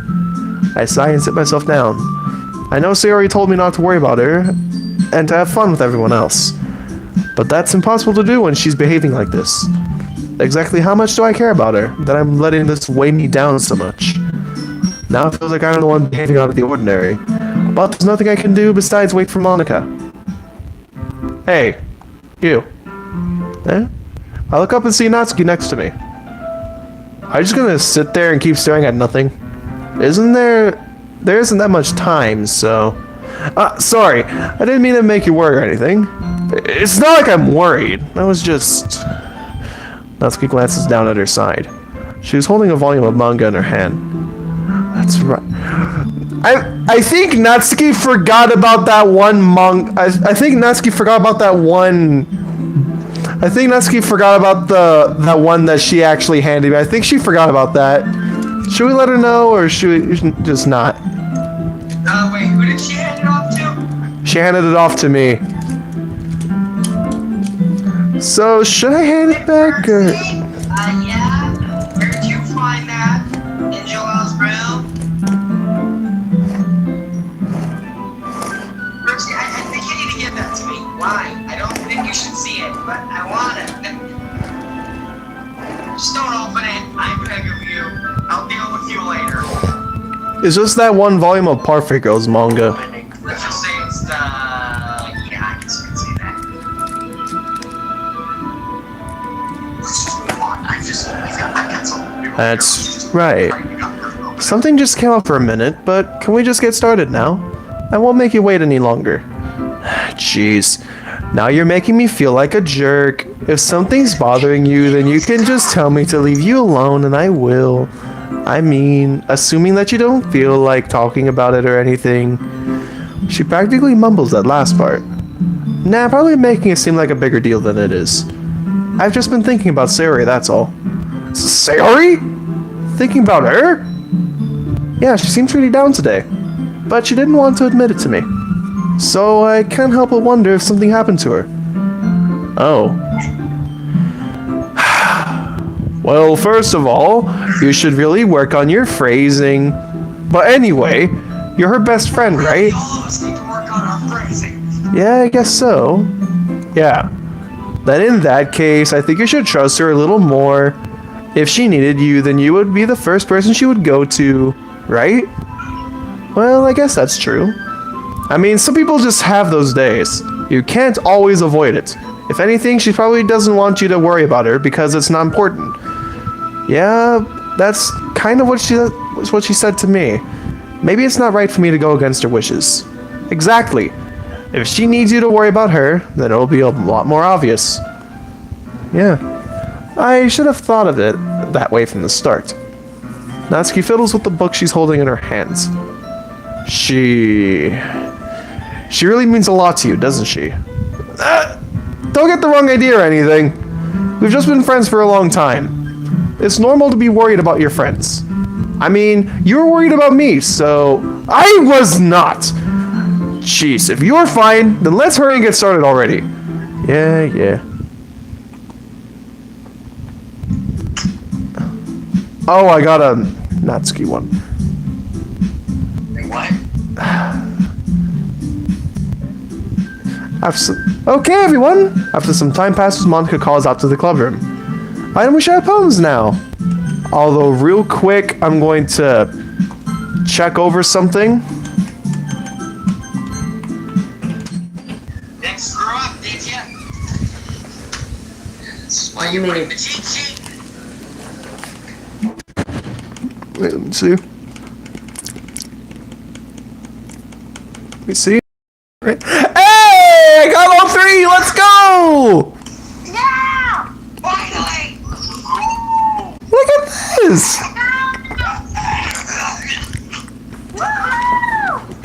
Yeah! By the way, look at this! By the way, look at this! Man, that's adorable. Sayori, Yuri. You think Thomas would want to be that envelope she's holding? And then there's Nat. That's almost the other one. And checking settings, 99%. Which means... Oh, nothing. Wait, what?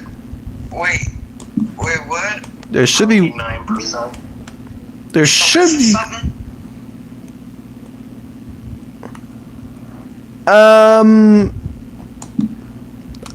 What God's name could we possibly be missing? I don't know. We have all the pictures.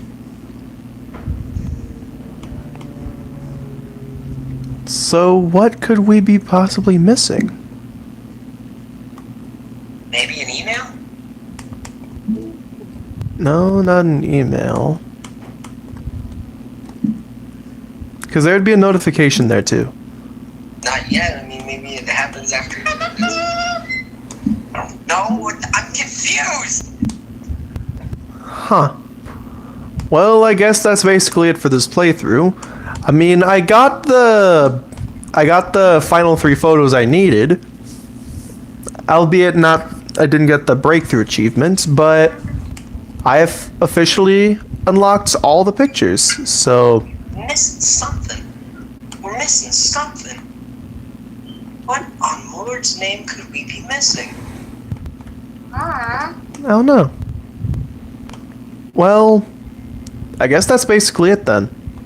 Got all the pictures, literally everything, including all the music here. 99% data collected. Apparently, as I've heard the breakthrough achievements on consoles, apparently that's bugged, apparently, so... Well, I guess we'll technically consider as that. Wait. We're not done yet. Wait. To get 100%, you must now open the music menu and listen to the song Candy Hearts on loop for about 10 minutes. That's how you get 100%. Really? Really? I'm not joking. I literally had to look it up. This is what it says. You have to listen to the song Candy Hearts on loop for about 10 minutes, about 4 loops of the song.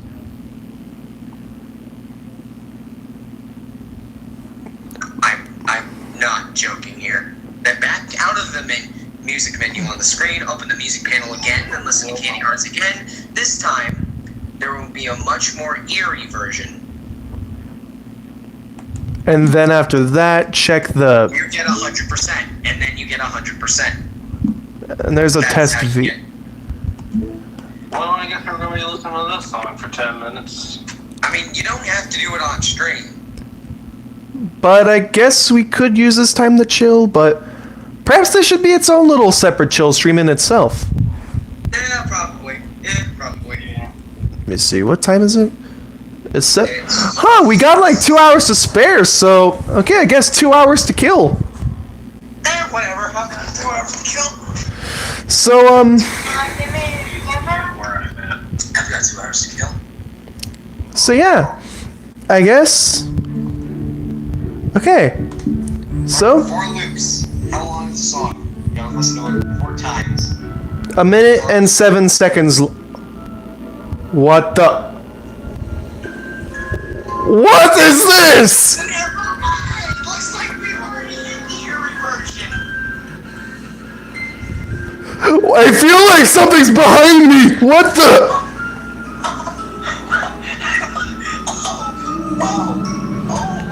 I hate it. You know, no. I'm finishing it. No. I'm gonna finish this. Okay. I'm gonna tough through this.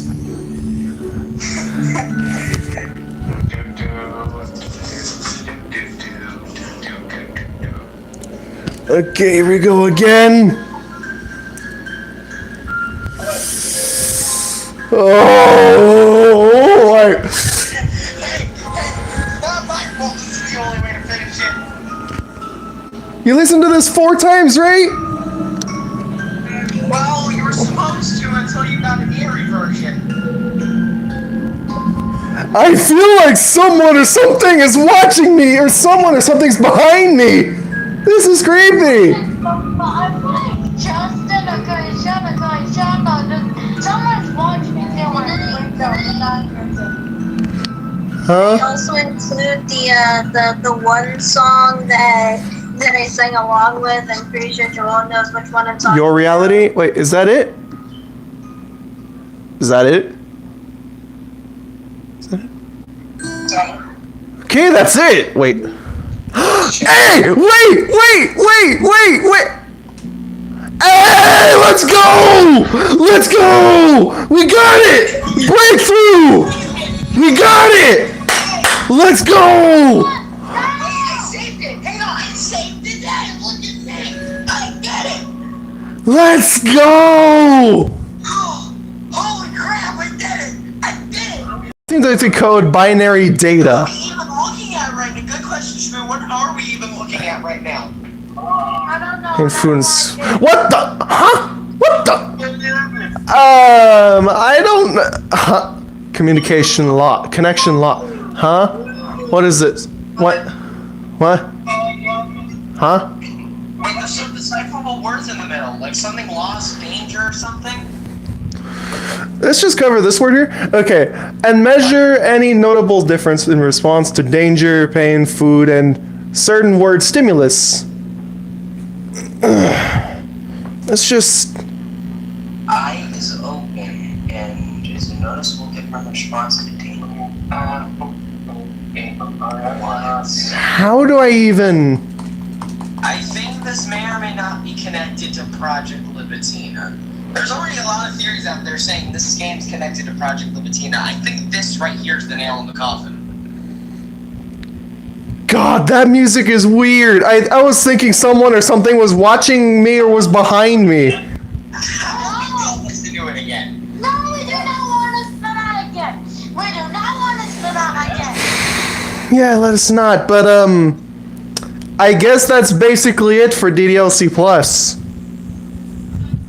Okay, wait. Is there any way to close this? I think. Wait, let me see. Just close and reopen the game. Hi, Monica. Hi, Monica. Good time right now. Wait, what? Yes, Monica.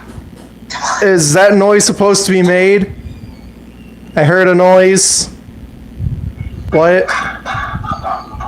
Can you shush? What was the noise? I don't know. It was a shh kind of noise. I don't think that's normal. I don't know. I don't like this. Can you shush? Not a good time. Shmoo, shush. This is not a good time. Yeah. Just. Alright. I Wait. have shivers going down my spine. You done? I am not clicking that again. Anyway, mail. Cut. Is it over? Wait, let's move on. We need to have a meeting about shifting our focus a little bit. We've reset VM1 for how many times now? For real, we've definitely collected as much data as we can from it at this point. We just need to work with what we have and try to increase the stability of our connection to VM2. We've obviously gotten spoiled by the ease of access of VM1 offers us, but it's just unrealistic for someone in real life to be granted a level of elevation that even close to monitor kernel access. Monica? If we can't establish a stable connection to VM2, then how can we expect to get anywhere when the same scenario inevitably occurs to our own universe? Anyway, thanks to Ro's work, we were able to acquire new rudimentary logs. I have an idea how to increase connection stability to VM2 while maintaining a weak hypervisor access to everyone inside on an individual basis. Ironically, it has to do with something that they're building in their own VM. I'll go into detail in a more formal report, but some of the log files indicate attempts of theirs to pull together the access of potential and multiple individuals into a single parallel unit. It sounds ridiculous, but if they actually get somewhere with it, then we might have a solid entry point that doesn't heavily intrude upon the VM. I'm going to spin up a read-only hypervisor that we can use to test different ideas like this. The elevation level will be set to monitor access, runtime level access. The VM will be named Test VM for now, although the parallel access unit they're building in the VM seems to be called Project Libitina. According to the few logs we have, we can change the name once we already get a decent picture of it. I knew it. Holy shit. You were all right. This is it. This is I it. can't believe it. I was right. You were all right this whole time. I can't believe that. Okay. It's about time I explain. So basically, Project Libitina is a new game Team Zapata was working on. And back when DDLC first came out, there were only rumors and theories going around that this game was connected to it, was a predecessor essentially, and that Monica herself was supposed to be Libitina. Then again, there were also theories stating that Yuri was Libitina. Same. But looks like that email has finally confirmed it. Yes. Monica is Libitina. And Monica is essentially supposed to be her. Which is why she basically kind of thinks she's real. Because she was real at one time. She's just stuck in this reality. Some sort of metaverse, essentially. So my theories were technically right. Monica could either be a very advanced AI, a very advanced malware, or an SCP. A person forced into an AI. An She was SCP. a real living soul pushed into an AI for study. An That's who she SCP. is. And Monica could very well be an SCP. I wouldn't really say that, but she's basically a living human soul stuck inside of an AI. You know, Heard that before. now that I think about it, I thought of something. Like, this could probably be this. Let this actually be the first discussion stream. Let this be the first discussion stream. Tails, you could probably drop a thumbnail for it, but we're starting that discussion stream after this. So, okay.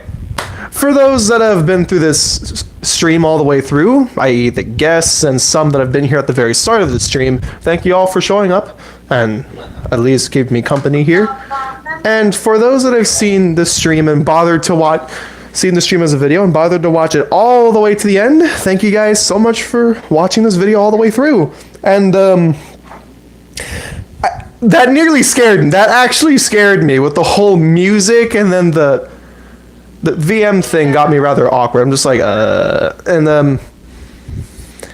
Yeah, I agree with the music, John. That was actually pretty creepy. Yeah. So, yeah. Anyways, hope you guys enjoyed it. Leave a like, comment, and subscribe to see more. Thank you for watching the playthrough of Doki Doki Literature Club Plus. I'm JFC Studios. I'm Neko. I'm Go Bimbo I'm not Productions. real. And also, Tails Cute Fox is here. She's just hardly shown up every now and again. And, yeah, we'll see you guys in the next one. Peace. Peace.